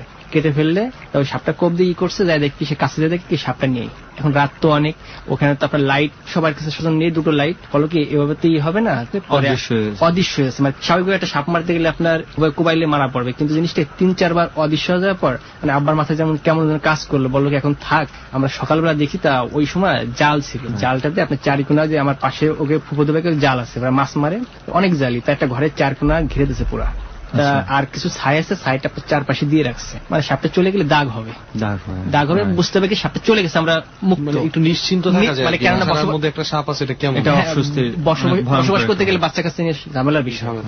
সকালবেলা উঠছে, সবাই অনেক রাখছে, পুরো ঘরের বেড়াটা সব কেটে ফেলছে, ওই মাছা ছিল, ধান টান ছিল, সব বের করে ফেলছে। এখন কাছে সাপটা তো যায়নি, পরে বলো কি এখন তো ওই বসবাস করা যাবে না, কেননা সাপটাকে আঘাত করা হয়েছে, যে কোনো সমস্যা হতে পারে। তা আমরা ই করি, ওই ঘরটা পুরো কোবাবে, মানে খুঁজে ফেলবে, দেখবে ভিতরে আছে নাকি। তা অনেক ইঁদুর থাকে, ওই গাড়ি থাকে। কি ধরনের সাপ দেখেছে, মানে বিষাক্ত সাপ বা এই ধরনের? হ্যাঁ, গোক্ষ সাপ যেটা বলে, ওই সাপটাই দেখছে, কিন্তু সাপটা অনেক বড় না। তখন সব খুঁজে রেছে, তার একটা নিয়ে আসে আপনার ওই তুলোরাশি আছে। তুলোরাশি বলতে কি উনি হাত চালান দিলে বলতে পারবে কি সাপটা ঘরের কোথায় আছে, মাটির তলে থাকলেও। তো চালান দিয়ে দেখে কি সাপটা একটা কোনায় গেছে, তা খুঁজতে খুঁজতে একবারে শেষ সীমানা পর্যন্ত গেছে, কিন্তু আপনার সাপটাকে আর পায়নি। পরে অতটুকু কাছে সবাই মনে করছে কি এখানে সাপটা আছে, কেননা ওই হাত যে ওইখানে দাঁড়াচ্ছে, তো ওইখানে যে আপনার খুঁজছে একটা ইঁদুর পাইছে। পরে বলে কি সাপ নেই। তা আমার বাবা বলতেছে কি এই ঘরে আর বসবাস করা যাবে না, কেন এইরকম হয়েছে। তা ঘরটা বিক্রি করে দিচ্ছে, বিক্রি করে দিয়ে আমাদের তখন থেকে একটা ইটের ঘর উঠাইছে, মানে পাশে একটা ঘর ছিল, ওই ঘরে যায় থাকে, কিন্তু এই ঘরে আমরা থাকি না। তাই আপনার ঘরটা দিচ্ছে 1 বছর হয়ে গেছে, 1 বছরের ভিতরে সাপটা আপনাদের দেখা যায়নি। তা আমার মা বাথরুম তো পিছনে ছিল, আমাদের ঘরের পিছনে, তা একদিন বাথরুমে গেছে রাত প্রায় 9টা-10টা, হারিকেন নিয়ে গেছে কারেন্ট নেই, তা যাই দেখি সাপটা বাথরুমের উপরে শুয়ে আছে, সেম সাপটা বাথরুমের ওখানে দেখছি। দেখে মা আবার চিৎকার করে বাসায় চলে আসছে। তা মা বলে কি, বাড়ি এসে বলছে কি তুমি তাড়াতাড়ি আসো। তা আব্বা গেছে, যাই দেখি কি আপনার ওই যে আমাদের ওয়াল করে ঘর দিছে, তার ডোয়া পাকা উপরেই, তাই সাপটা উপরে উঠতেছে, ডোয়া উপরের দিকে যাচ্ছে। ইচ্ছা করলে সাপটা চলে যেতে পারতো অন্য কোথাও, মানে পাশে আবার আমাদের একটু কলা গাছ, বাগান টাগান, চলে যেতে পারতো। সাপটা ওই ঘর বেয়ে উঠতেছে, মানে কি সাপটা বেশি স্পিড না, মানে অনেক ধীরে ধীরে। তা ওই আমার ওই ফুফুতো ভাইকে আবার ডাকছে, তা ওরা ওইটাই মানে 10-12 জন আসছে। তা ওই যে পাটখড়ি আছে, আগুন ধরায় করছে, মানে আলোকিত করছে, করে ওই সাপটাকে আপনার মারছে লাঠি দিয়ে, অনেক জোরে বাড়ি দিচ্ছে। তো ওখানে কাঁঠালি পাতা ছিল, ওই সাপটা বাড়ি দিলে উল্টে যায় কাঁঠালি পাতার ভিতরে পড়ছে। তখন ভাবছে কি সাপটা তো মারাই পড়বে, ওর ভিতরেই আছে। ওইখানে যে সবকিছু পরিষ্কার করছে, সাপটা নেই। পরে আপনার সাপটা এভাবে ওই দিন উদাও, মানে এত খোঁজাখুঁজি করছে, পাটখড়ি ওইখানে ছিল বা ওই কলা গাছটা দিয়ে এত খোঁজাখুঁজি করছে কাঁঠালি পাতার ভিতরে সাপটা। এমনকি যখন মারার পর কি সাপটা মানে শর্টকাট করে যেভাবে ওইভাবে করে সাপটা ওদিকে গড় দিয়ে পড়ছে, মানে যাতে করে সাপটা মানে কি ব্যথা পাইছে এন্ড মারা পড়বে, কিন্তু জিনিসটা আর খুঁজে পাইনি। পরে এভাবে চলে গেছে, আমার মাকে স্বপ্নে দেখাচ্ছে, মানে এই ঘটনার পরে মাকে কাছে কি আমি তোদের ভালোর জন্য আসছিলাম, কিন্তু তোরা আমাকে আর মারিস না। এখন সাপ জিনিসটা তো কেউ গ্রামে দেখলেই মারবে, এটা অটোমেটিক নিয়ম হয়ে গেছে। এখন জিনিসটা কি, এর প্রায় 2-3 মাস পর আবার সাপটা আমাদের ওই সেম বাথরুমের পর আবার মা দেখছে, মা দেখে আবার ডাক দিচ্ছে। ডাক দিলে এবার আব্বার কাউকে ডাকাডাকি করিনি, তা আব্বা বলছে তুই লাইট মেরে রাখ। সাপটা দেখছে, তা আব্বা কোপ দিছে, কোপ দিলে সাপটা অটোমেটিক গাছে। আব্বা বলছে তুই এটা নিজের চোখে দেখা? হ্যাঁ, আমার নিজের চোখে দেখা। আব্বা বলছে কি তুই যে কোষে যে থাকে বাঁশের লাঠি মতো থাকে, মানে সামনে ওইটা থাকে। তা আব্বা কাছে তুই মানে ওখানে একটা পাতা ছিল, কাঁঠালি পাতা, তা আব্বা কাছে তুই ঠাসে ধর, আমি ওই করি, ওই যে পাতাটা সরাই, তারপর মারি, বাড়ি দিই সাপটা। তা আমি এরকম ধরছি, ধরলে তো শব্দ মানে নড়বে, সাপটা নড়বে না, ব্যথা পাইলে এরকম নড়তেছে, কিন্তু আমি নিজে ধরছি, ধরে রাখছে। আব্বা ওইটা দেখতেছে যে মানে কেরাল জাতীয় মানে কুটা জাতীয় আছে, ওইটা সরাই দেখতেছে, কিন্তু ওটা সরাই দেখতে নাই সাপটা অটোমেটিক। অথচ আপনি টের পাচ্ছেন যে ওটা মানে আপনি নড়াচড়া আছে। নদীতে একটা মাছ মারতে গেলে ওই কোষ দিয়ে, মানে অনেক সময় তুই যখন দিয়ে মাছ মারা হয়, যদি এর মধ্যে কিছু বেঁধে যায় বোঝা যায় কিছু একটা ভাইব্রেশন একটা আসেই, অবশ্যই আসে। কারণ আমি তো বুঝতেছি কি এরম নড়তেছে, মানে ভেঙে ফেলাচ্ছে, এরম নড়াচড়া করতেছে। তখন মানে ওই মাকে স্বপ্নে দেখলে তুই আর মারিস না। তারপর আমার মাকে ওই স্বপ্নের ভিতরে অনেক সময় বোবা আছে না ধরে, তখন ওরই পরে থেকে বেশি বেশি করে হয়েছে, আমার মাকে অজ্ঞান হয়ে থাকে। ওইটা ধরলে ওই আপনার মা বলে কি কিরকম কিছু জন এসে যে এসরে ধরছে, কিন্তু কিছুই নেই, কিন্তু মার দাগ থাকে গলায় টলায়, আপনার এসরলে যে একটা রক্তের মতো দাগের খামচি দিয়ে, হ্যাঁ এইসব দাগ মানে গলায়, আপনার হাতে, এগুলো হয়ে যায়, জোরে চাপ দিয়ে ধরে রাখলে রক্ত জমাট হয়ে যায়। হ্যাঁ, মা বলে কি আমার দম মানে বোবাই ধরলে একদম ডাকতে হয়। তা আমার বাবা ধরেন ঘুমাই গেছে, আমরা পাশের মধ্যে মারে মা মা করে ডাকলে মা চলে যায়, যা বলে কি আমারে আইসে কে যেন গলা চিপে ধরছে করছে। তখন আমরা কাছে যাই দেখি কি সত্যি সত্যি মারে এই জায়গায় শুয়েছে, মানে একটা রক্তাক্ত ভাব হয়ে গেছে। তো তারপর আমাদের পর 3টা গরু মারা গেছে 1 মাসে। আমাদের বড় গরু ছিল, তা আপনার ক্ষতি করার জন্য আসেনি, কিন্তু ওই যে মারছে, ব্যথা দিচ্ছে, আপনি দেখা যাচ্ছে কি আমাদের শুধু তোরা ব্যথা দিলে। তারপর আমার ছোট ভাই, তখন আমার থেকে 2 বছরের ছোট হবে, ও জীবনে গেছে মামা বাড়ি। তা ওনাদের বাসাটা একটা বাগানের ভিতরে, মানে অনেক বড় বাগান। তা আমার ছোট ভাইটা, আমি আর মা 3 জনে গেছি। রাত্রিবেলা মামাদের বাসায় ওরা অনেক কিছু রান্না করছে, ইলিশ মাছ ভুনা করছে, মাংস টাংস দিয়ে অনেক কিছু রান্না করছে। তা ছোট ভাইটা, ওদের বাথরুমটা একবারে গ্রামে তো অনেক ভিতরে, তা আপনার বাগানের ভিতরে গেলে ও বলছে রাত্রিবেলা আমি বাথরুমে যাব। তা আমার মা বলছে আমি এখানে দাঁড়িয়ে থাকলাম। তা ও গেলে বাথরুমের থেকে আইসে বলে কি বাথরুমে গেছি, আমার কাছে নাকের কে যেন একটা আগুনের মতন ধরছে, মানে নাকের সামনে ধরছে। তা মা অতটা গুরুত্ব করিনি, তখন আইসে ওই ভুনা মাছ, ইলিশ মাছ এসব খাইছে। তা ও যে ভাত খায় যতগুলা, অবাস্তব ভাবে ভাত খাইছে, অনেক স্বাভাবিক ইচ্ছে অনেক বেশি। তারপর আমার মা গুরুত্ব করিনি। পরে বাড়িতে আসলে আমি নাকে কথা বলতেছে, কথাটা যে স্পষ্ট বলবে, নাকে কথা বলতেছে। এখন ও হঠাৎ করে কান্দে ওঠে, মানে চিৎকার করে কান্দে উঠে বলতেছে কি কিরা যেন ও যে দাঁড়ায় রয়েছে, ঘুমের মধ্যে না বাস্তবে বলতে বসে আছে, হঠাৎ করে চিৎকার করে বলতেছে কি কান্দে উঠে বলে মা কে যেন আসছে আমার সামনে। মানে কই কেউ না তো, ও যে জড়াই ধরে কান্দে। তারপর কাকে জড়াই ধরে কান্দে? এই মাকে বা আমাকে। আচ্ছা, আমার সামনে যাকে বা জড়াই ধরে কান্দে। এখন ওইভাবে করতে করতে আপনার ও কি করে, ওখানে গাছে উঠতে পারে না, ও গাছের সাইডে উঠে যাচ্ছে অটোমেটিক। সাঁতরাতে পারে না, ও পুকুরের মাঝখানে সাঁতরে চলে যাচ্ছে, মানে হঠাৎ করে সাঁতরাতে পারে না, হঠাৎ করে চলে যাচ্ছে, তাকে দেয় ধরে নিয়ে আসতেছে। মানে কত তার তখন? তখন তার বয়স ধরেন 8-9 বছর বয়স হবে।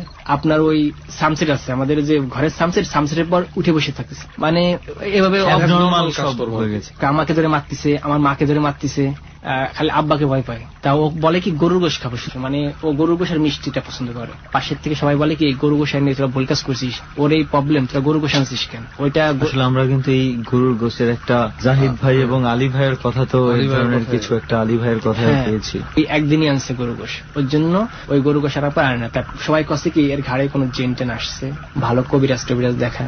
তা আমার আব্বা যেখানে যা বলছে, আপনার যত ফকির বাড়ি আছে বা আছে সব জায়গায় গেছে, যা পর আপনার ওইটা যায় না। তা আমার ডাক্তার দেখানোর চেষ্টা, সাইকিয়াট্রিস্ট, হ্যাঁ আপনার যশোর নিয়ে গেছে মানসিক ডাক্তারের কাছে, পরীক্ষা টরীক্ষা করে দেখছে নাকে কি হয়েছে, নাকে মানে এক্সরে করে দেখছে নাক ভাঙে টেকে কেউ আঘাত করছে নাকি, নাকে কথা বলে, নাকে কি হয়েছে, বলে কিছুই হয়নি। তো ওষুধ দিয়ে আপনার 1 সপ্তাহ দেখি কিছুই কমে না, ওর সবকিছু অ্যাবনরমাল। আর ওকে আপনার এমন জিনিসটা কি 2 জনে ধরে রাখতে পারতাম না। ওকে ওই হলুদ পোড়া দিচ্ছে নাকে হলুদ পোড়া দিলে বলে কি আমার এইগুলো দিচ্ছিস কেন, আমার সমস্যা হচ্ছে। তারপর জোর করে দেয়, তারপর 3 দিন ভালো আছে, 3 দিন ভালো থাকার পর আপনার আবার এই প্রবলেম শুরু হয় ওর। পরে শেষ পর্যন্ত কি হয়েছে আপনার এইভাবে প্রায় 2 বছর আমাদের কেটে গেছে। তারপর একটা হুজুরের খোঁজ পেলাম, ওনাকে আনা হয়েছে, আনার পর 6 মাস ভালো ছিল। সে কি করছিল হুজুরটা? উনি আইসে বলে কি বাড়ি বন্ধ দিচ্ছে, আপনার 4 কোণা 4টে বাড়ি, যে পাশেরই আছে না, ওইটা 4 কোণা বাড়ি বন্ধ দিল। তারপর ওকে তাবিজ দিল, এইগুলো যেন কখনো খোলে না, খুললে আবার প্রবলেম হইতে পারে। 6 মাস পর ওর তাবিজ একটা খুলে গেছে, হাতের থেকে পড়ে গেলে ও আর বলিনি যে মা তাবিজটা খুলে গেছে। পরে আবার সেই প্রবলেম শুরু হয়ে গেছে। প্রবলেম শুরু হলো, ওই হুজুরকে আবার গেছে, আমার যেতে হবে না, আমি তাবিজটা দিচ্ছি, এটা আবার নিয়ে দাও, ঠিক হবে। তো ওইটা দিলে ততটা হলো না, মানে আবার ওই প্রবলেমটা থেকে গেল। পরে ঢাকা থেকে একটা ফকির আমাদের এখানে আত্মীয় বাড়ি গেছে, সেই ফকিরটা তাবিজ দিছে, বলছে টাকা পয়সা লাগবে না, তাইতে সমস্যা সমাধান হবে। তো সেভাবে এখন কি মোটামুটি ভালো। আচ্ছা, পরে জানতে পারলাম যে একটা হুজুর আমাদের বলছে এটা একটা জিন। মানে কোনটা? ওই যে আপনি যে সাপের যে ঘটনাটা বলছিলেন, সাপটা একটা জিন, যে সাপটাকে আপনারা মারার চেষ্টা করছে, ওটা হলো আপনার একটা জিন, মানে ওটা মাটিতে থাকে, মানে জিন 2 প্রকার, একটা মাটি জিন থাকে, ওই জিনটা। ওটা পরে জানা গেছে ওটা তোদের ভালোর জন্য আসছিল, কোনো ক্ষতি করার জন্য আসছিল না, কিন্তু পরে তোরা যে ওকে মারছিস এটার জন্য পরে তোদের এই সমস্যাগুলো হয়েছে। এরপর কি আপনাদের ফ্যামিলিতে আর কিছু ঘটেছে?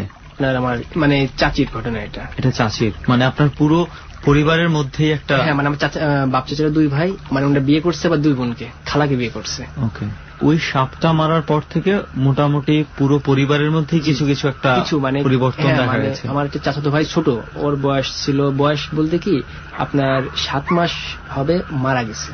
তা মারা গেলে আমার চাচি তো খুব কান্নাকাটি করে, না সেরেকুল নাম রাখছিল বুঝছেন।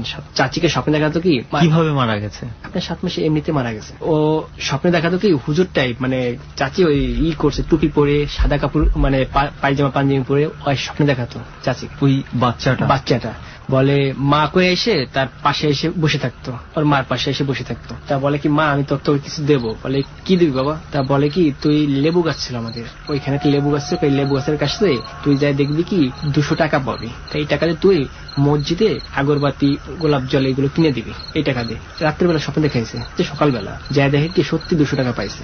পরে ওইটা দিয়ে আপনার ওই আগরবাতি ইটি সব কিনে দিচ্ছে মসজিদে। পরে আবার স্বপ্ন দেখাইছে কি মা তুই মানে আমাদের পাশে ওই জায়গায় খুঁড়বি, হাড়ি পাবি, ওইটা তোর কোনো সমস্যা থাকবে না। চাচি বলতেছে কি বাবা পরের জায়গা খুঁজলে মানে কিছু মনে করতে পারে মানুষ। বলে কি তাহলে মা তুমি এক কাজ করো, আমাদের যে পুকুর আছে ওই পুকুরে যা তুমি ডুব দিবা, ডুব দিলে তুমি পাবা একটা হাড়ি, ওইটা তবে তুমি কোনো আপনজন নিয়ে যাবা, মানে পরের কাউকে নিয়ে যাবা না। আপন বলতে তো আমার চাচাই, মানে হাড়িটা তুলতে যখন যাবে কোনো আপনজনকে নিয়ে যাবে। টাইম দিছে অনেক রাত্রে যাবা, 3 কান দিয়ে যাবে না, 2 জনের ভিতর এগুলো রাখতে হবে। চাচাকে বলছে কথাটা, আমি আর তুমি যাবো। তা চাচি পুকুরে যায় আপনার, উনি নামছে, নামে ডুব দিতে বলছে একটা। তা সত্যি মানে সাহস করে গেছে, মানে অনেক পাবে হাড়িতে, কিছু না অবশ্যই পাবে। তাদের ডুব দিলে সত্যি হাড়িটা পাইছে। তা হাড়িটা আপনার টেনে নিয়ে আসতেছে। তা আমার চাচা হাড়ি কান নিয়ে দাঁড়ায় আছে, হাড়িটা তো অনেক বড় একটা হাড়ি। পারে আপনার চাচা হারিকেন নিয়ে দাঁড়ায় আছে, হারিকেন নিয়ে পারে মানে আপনজন নিয়ে যাবা। তা ওই চাচি ওটা ধরে নিয়ে আসছে, পানি বেরোতে হালকাই থাকে, কুলের দিকে এসে বলছে তুমি ধরো। চাচা ভাবছে কি উনি কানে কম শোনে, ভাবছে কি আব্বাকে ডেকে আনতে বলছে, মানে আমার দাদাকে। সে দৌড় দিয়ে যেয়ে দাদাকে যে কথাটা বলছে, দাদা চলে আসছে, আসার পর ওনার হাতের থেকে হাড়িটা ছুটে গেছে, 3 কান হয়ে গেছে, হাড়িটা ছুটে গেছে। তখন ওই দাদা এসে বলে কই, কাছে এই তো পাইছি। আমার চাচি তো একবার পুকুর করে খুঁজে বেড়াচ্ছে ওইটা, আবার মানে পাগলের মতন, মানে জিনিসটা পাওয়া জিনিস চলে গেছে এখান থেকে। আমার চাচিটা অ্যাবনর্মাল হয়ে গেছে এখনো, মানে এই জিনিসটা কি ভালো হয়নি একবার পুরো, এখনো পাগল পাগল আছে ওইটা যাওয়ার পরের থেকে।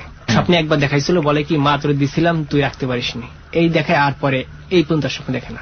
আপনার চাচি এখনো অ্যাবনর্মাল আছে? অ্যাবনর্মাল মানে পুরো অ্যাবনর্মাল না, মানে কি ওই পাগলের মতন কি বলে এটাই না, মাঝে মাঝে কথাবার্তার লজিক থাকে না, মানে কি আপনার ওইটাই, মানে ওইটা যাওয়ার পরে থেকে একবারই হয়ে গেছে। তা এর ভিতরে আমি আমার নিজের সঙ্গে একটা ঘটনা ঘটছে। আমাদের এই গ্রাম থেকে আপনার 1 কিলো হবে না, মানে পাশাপাশি গ্রামে। আচ্ছা। তাও পূজা দেখতে প্রায় 3-4 জনে গেছি রাত্রেবেলা। তা আমরা ওই আপনার পূজা মণ্ডপ তো অনেকগুলো থাকে, তা আমরা ওই এক পূজায় যাই যে আপনার 20 মিনিট 30 মিনিট আমরা করছি। আমাদের পাশে যেটা আছে ওইখান থেকে আমরা হেঁটে চলে যেতে পারবো, আমাদের তো ওই রাত্রেবেলা ভ্যান পাবো না বা গাড়ি পাবো না যাওয়ার জন্য। পাশে মানে কাছে কাছে যে পূজার মণ্ডপটা আছে ওইটাই যে আমরা পূজা দেখবো। এটা কি আপনাদের নড়াইলে? হ্যাঁ, এটা আমাদের নড়াইল, মানে আমাদের গ্রামটা হলো ধোপাদা, এটা হলো আপনার বিনোদনগর, মানে গ্রামের নাম চোরখালী। মণ্ডপটা স্কুল আছে ওই মাঠে, হচ্ছে আপনার অনেক মানুষ। তা মাইক আপনার সাউন্ড বক্স চালাইলে আমার একটা ফোন আসছে কল। তা আমার সাথে 2-3 জন আছে, তোরা বস, তোরা এখানে থাক, আমি আসতেছি। পাশেই গ্রাম, আমার ভালো লাগতেছে না, ওকে যাইতে বলছে। ওরা বলছে আমরা লাস্ট পর্যন্ত দেখবো পূজা, লাস্ট পর্যন্ত দেখে ওই ভোর বেলায় আমরা যাবো আজানের সময়। আর আমার ফোন আসছে, আমি ফোন করতে করতে আমি চলে যাই। পূজা মণ্ডপ থেকে নিলিবিলি জায়গা যেতে গেলে আপনার আধা কিলো দূর যেতে হবে, কেননা সাউন্ডটা ক্লিয়ার শুনতে গেলে। তা আপনার আমি সাউন্ড ক্লিয়ারের জন্য আমি আস্তে আস্তে আমি সামনের দিকে এগোচ্ছি, আমার বাড়িও কাছাকাছি যাচ্ছি এন্ড আমিও এগোচ্ছি। তা আমি আধা কিলো গেলে ওইখানে আপনার একটা জিনিসটা কি বলি, এখানে আপনার শ্মশান, মানে মানুষ পোড়ায়, উপায় যেটা নদী বয়ে গেছে, এন্ড শ্মশান ঘাটের উপারও মানুষ পোড়ায়, ইপারও মানুষ পোড়ায়, দুই সাইডে মানুষ হ্যাঁ পোড়ায়। কিন্তু ওই জায়গাটা পড়ছে কি, যেখানে মণ্ডপ ওইখান থেকে আপনার ধরেন আধা কিলোর কোনো বাড়ি ঘর নেই, দুর্গোনা শুধু মানে বাঁশের জাড় আছে আর গাছপালা, মানে বাগান। ওখানে দিনে যেতে গেলে আপনার কেমন কেমন যেন একটা ভয় ভয় লাগবে। তা ওই মানুষ পোড়ায়। তা আমি করছি কি এখান থেকে যাবো, এখান থেকে আমার আগেও যেতে গেলে ভয় পাইছি, আমি ভয় করে 1-1:30 বাজে। ওই সময় মানুষজন কেউ যা আশা করতেছে না, যারা পূজা দেখতেছে তারা দেখতেছে। তা আমি যাই, ফোনটা আসছে, আমার কলটা আমি রিসিভ করছি। আপনার ওই যে নদীর কূলে তো পোড়ায়, ওই রাস্তার পর ওইখানে আপনার এমন একটা মোড়, ওইখানে আপনার আগে মোটরসাইকেল নিয়ে কেউ যাচ্ছে, আপনার ডাইরেক্ট চলে গেছে, মোড়টা ঘুরতে পারে না, আপনার একবার নদীর ভিতর চলে গেছে চালায়। নসিমন আছে যে পাট বুঝাই দিয়ে যে আসছে, একবার ডাইরেক্ট চলে গেছে। মানে এই মোড়টার মধ্যেই দুর্ঘটনা ঘটে। মানে ওইখানে একটা হয়েছিল, গরুর ব্যবসা ছিল, আপনার ওই গরু কিনে নিয়ে যাচ্ছিল, ওনাকে ওইখান থেকে মেরে ফেলা হয়, টাকাটুকু নিয়ে গরু টরু নিয়ে ওনাকে ওইখানে মেরে ফেলে, ওখানে মেরে ফেলে। আর ওইখানে আপনার বাগান, ওইখানে আপনার মানুষজন, মানে ওই রোডটা এমন রোড দিনে যায় বসে না, আর আপনার ওই মানুষটা ওইখানে মেরে ফেলে, মানে যাতে করে আশপাশে কেউ না আসতে পারে। ওইখান থেকে মানে একটা ভয় ভয় সবাই কাছ থেকে, মানে যেই জায়গা ওটা আবার যে মানুষ পুরায় 2 কোনা, কি বলবো, ওইখানে মোটরসাইকেল নিয়ে আমি যাচ্ছি, আমার মনে হয় পিছনে কেউ যেন আছে বসে, মোটরসাইকেল পিছনে, কিন্তু আমি তাকাই না, মানে কি লুকিং গ্লাসের দিকে আমি ভয়তে ভয়তে তাকাই না, মানে মনে হয় আপনি একা মোটরসাইকেল চালিয়ে যাচ্ছেন, মনে আছে মানে পিছনে যে একজন বসলে বোঝা যায়, মানে আমার পিছনে কেউ আছে। তা ওইখানে আমি যাচ্ছি, আপনার ধরেন আমি ফোনে কথা বলছি কেবলমাত্র 2 মিনিট কথা বলছি। তা ওই আপনার অন্ধকার হলেও আপসা আপসা বোঝা যাচ্ছে কি জিনিসটা। আমার ফোন আছে, তা আমি সামনে ছোট বাচ্চা, তা আমি বলছি এদিকে এত মানে রাত্রেবেলা বাচ্চা আসবে কার? ওইখানে তো নর্মাল কোনো মানুষই নেই, মানে বাড়ি ঘরে নিয়ে বাচ্চা আসবে কোন যায়? আমি পরে বসছি কি পূজার বাচ্চা আছে নাকি? তা আমি এতটুকু বাচ্চা এখানে ছাড়বে কিভাবে, মানে পূজার থেকে আসছে নাকি? একা তো আসার কথা। বাচ্চাটা যে আপনার 5 বছর বাচ্চা সেটাও না, আপনার বাচ্চাটার বয়স হতে পারে আনুমানিক 2.5 বছর থেকে 3 বছর, মানে ছোট বাচ্চা, চোখ বড় বড়, মানে দাঁড়ায় আছে। আমি অতবম্ব হয়ে গেছি, আমি এখন যে আমি পিছনে আসবো আমার পা একটে গেছে, আমি পিছনে যেতে পারি না এন্ড আমি সামনে যেতে পারি না। এখন আমি ফোনে যে কথা বলবো, কথাটা আমার বন্ধ হয়ে গেছে, ও হ্যালো হ্যালো বলেই যাচ্ছে, আমি ফোনে ওভাবে রেখে দিচ্ছি ধরে। ও আমাকে দেখাচ্ছে কি আমি বাড়ির দিক যাবো, ও মানে রাস্তাটা আটকে ধরে রাখছে আমার, মানে আপনি যেই দিকে যাচ্ছেন ওই সামনে দাঁড়ায় আছে। এখন আমি এমন হয়ে গেছে যে পিছন দিক দৌড়ে আসতে গেলে অনেক দূর, সামনের দিকেও যেতে পারতেছে না, ওর জন্য আমার মানে ব্রেনে কাজ করতেছে না যে আমি কি করবো। পরে দেখি একটা মোটরসাইকেল আসছে ওইখান দিয়ে, রাস্তার ওইখান থেকে একটা মোটরসাইকেল আসলে, ওটা নেই। পরে আমি আস্তে আস্তে পিছন দিক চলে আসি, সে পূজা মণ্ডপে ওখানে আইসে ওদের আমি কথাটা বলিনি। পরে আমি বলছি তোরা বাড়ি যাবি? বলে কি যাবো। পরে আমি যাওয়ার সময় এই কাহিনীগুলো বলছি, আমি বাড়ি যে মাকে বললে, মা বলছে কি সে রাত্রে আমার গোসল করাইছে, তারপর রাত্রে গোসল করাই, রাত্রে লোহা পড়া দিয়ে খায়টায়, তারপর আমাকে মানে মরা বাড়ি। ইনফ্যাক্ট অনেক জায়গায় আছে যে গোসল করার সাথে আবার ওই দায়ের আগাতে খাইয়ে দেয়। আমার মা স্বাভাবিক ওই যে মার কাছে কিছু একটা বস্তু আছে, ভয় পাইলে আমার মা বলে কি পড়ে মা ফু দেয়, ফু দিলে আমার ঠিক হয়ে যায়। তবে ভাই আমাদের বাড়ির সাথে যে মানে বাড়িটা তো নতুন বাড়ি ছিল, এখন ধরেন বাড়ি বয়স হয়ে গেছে আপনার 15 বছর হয়ে গেছে, কিন্তু ওইখানে একটা কালভার্ট পোল বোঝেন বসা যায় দুই পাশে, ওইটা নিয়ে আপনার জিনিসটা কি ওটা খুব ভয়ঙ্কর প্লেস। আমাদের বাড়ির সাথেই করলাম। হ্যাঁ এই পোলের আমি বলি পোলে আপনার কি আমার চাচাতো ভাই একটা মানে উনি পড়তো হলো আপনার ঢাকা ইউনিভার্সিটিতে পড়তো আইএস সাবজেক্টে। তা উনি যখন ছোট ছিল উনি থাকতো হলো একটা ঘরে একা থাকতো। তা উনি রাতের বেলা ঘুমায় আছে, তা রাত আপনার 12টা 1টা বা 2টো বাজে উনাকে ফলের পরে এনে শোয়া রাখছে। কিভাবে আসছে উনি নিজেও জানেন না। উনি ওইখান থেকে এসে ফলের পাশে টান টানে শুয়ে রয়েছে, সকাল ভোর পর্যন্ত শুয়ে আছে। এখন ঘুমাতে উঠে দেখে আমি কোন জায়গায়, এই জায়গা ফলের পরে এনে শুয়ে রাখছে। সেই ফলের যে আপনার বসে না মানুষ, ওরই পরে উনি শুয়ে আছে, উনি নিজেই জানে না। সকালবেলা ঘুম ভেঙে দেখে কি উনি ওই ব্রিজের ইসের পরে যে এখানে বসে ওই শুয়ে আছে। শুয়ে উনি যে ঘোর ওইদিকে পড়লে পানির মধ্যে পড়ে যায়, এদিকে উনি করছে উনি দেখে উনি এই জায়গায় সে খালি গায়ে রয়েছে, লুঙ্গি পরা খালি পায় এই ফলটা। এখানে কিছু কিছু অবাস্তব জিনিস ঘটে। মানে আমি ওই ফলের কাছে যাইতে গেলে মানে আমাদের বাড়ি অন্য জায়গায় যাইতে গেলে ওই ফলের কাছে আসতে গেলে আমার কোন পিছনে কেউ হাঁটছে। পোলের এই ঘটনা কি এখনো ঘটছে? হ্যাঁ এখন আপনি যাবেন, গেলে মনে হয় আপনার গার ভিতরে কেমন যেন একটা ভয় ভয় কাজ করবে, এন্ড আসলে মনে হয় পিছনে কেউ যেন হাঁটছে, কিন্তু পিছনে তাকায় দিয়ে কিছু নেই। আর ওইখানে আপনি 12টার পর কেউ যাবেও না। দোস্ত মিশন ভাইদের এই পুলে একদিন রাতের বেলা যাইতেই হবে। মিশন ভাই নিয়ে যেতে পারবেন তো একদিন? অবশ্যই অবশ্যই, সমস্যা নেই। ওকে ঠিক আছে, একদিন তাহলে মিশন ভাইয়ের বাড়িতে আমাদের মিশন রইল। কিন্তু সবচেয়ে বড় বিষয় হচ্ছে আমরা যে জায়গার মধ্যে আছি এখানেও কিন্তু সাপ থাকার সম্ভাবনা আছে, সো সাবধান। দোস্ত মিশন ভাইয়ের গল্পে যা বুঝলাম সেটা হচ্ছে যে ঘটে, অনেক কিছুই ঘটে এখন, যার কোনো লজিক খুঁজে পাওয়া যায় না। তো যাই হোক, এখন আমাদের সাথে সুফল ভাই আছে। আড্ডাটা যে শুরু করেছিলাম আমরা কিন্তু একটা ভুল করে ফেলেছি। কি?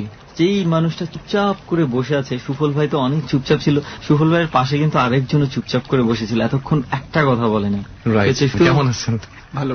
তপু ভাই কেমন, একটু ফার্স্ট অফ অল বলেন তো। মানে এতক্ষণ তো আপনি অনেক চুপচাপ ছিলেন, আপনার মানে সেই শুরু থেকে আমরা চেষ্টা করেছিলাম আপনাকে কথা বলানোর, আপনি বলেন না। তো এই জায়গার মধ্যে কি আপনি খুব বেশি ভয় পাচ্ছেন এই ধরনের কিছু? আসলে ওই দিনের পর থেকে আমার এইসব ঘটনা শুনলে আসলে গায়ের লোম আর কি শিউরে ওঠে। মানে সুফলের সাথে যে ঘটনা, সুফলের সাথে যে ঘটনা, কারণ আমি আগে কখনো এই ঘটনাটা বুঝতে পারছি, সেই জন্য আপনি একটু বেশি এবং শুনতে আমার খুব ভালো লাগে, এই জন্য আমি বসে থেকে আগে শুনলাম ঘটনাগুলো, বলি না এই জন্য যে শুনতেই ভালো লাগে। আচ্ছা তাহলে সুফল তোমার কাছে চলে আসি। পরিচয়টা একটু দিয়ে, আমি মেহেদি জামান সুফল, আমার বগুড়া থেকে আমি মূলত মিরপুরে থাকি। আমার সঙ্গে রিসেন্ট যে ঘটনা ঘটেছে সেখানে আসার আগে সবচেয়ে ভালো হয় মনে হয় প্রথম যে ক্লাস 6-এ থাকতে যেটা ঘটেছে সেটা যদি আমি একটু শুরু করি।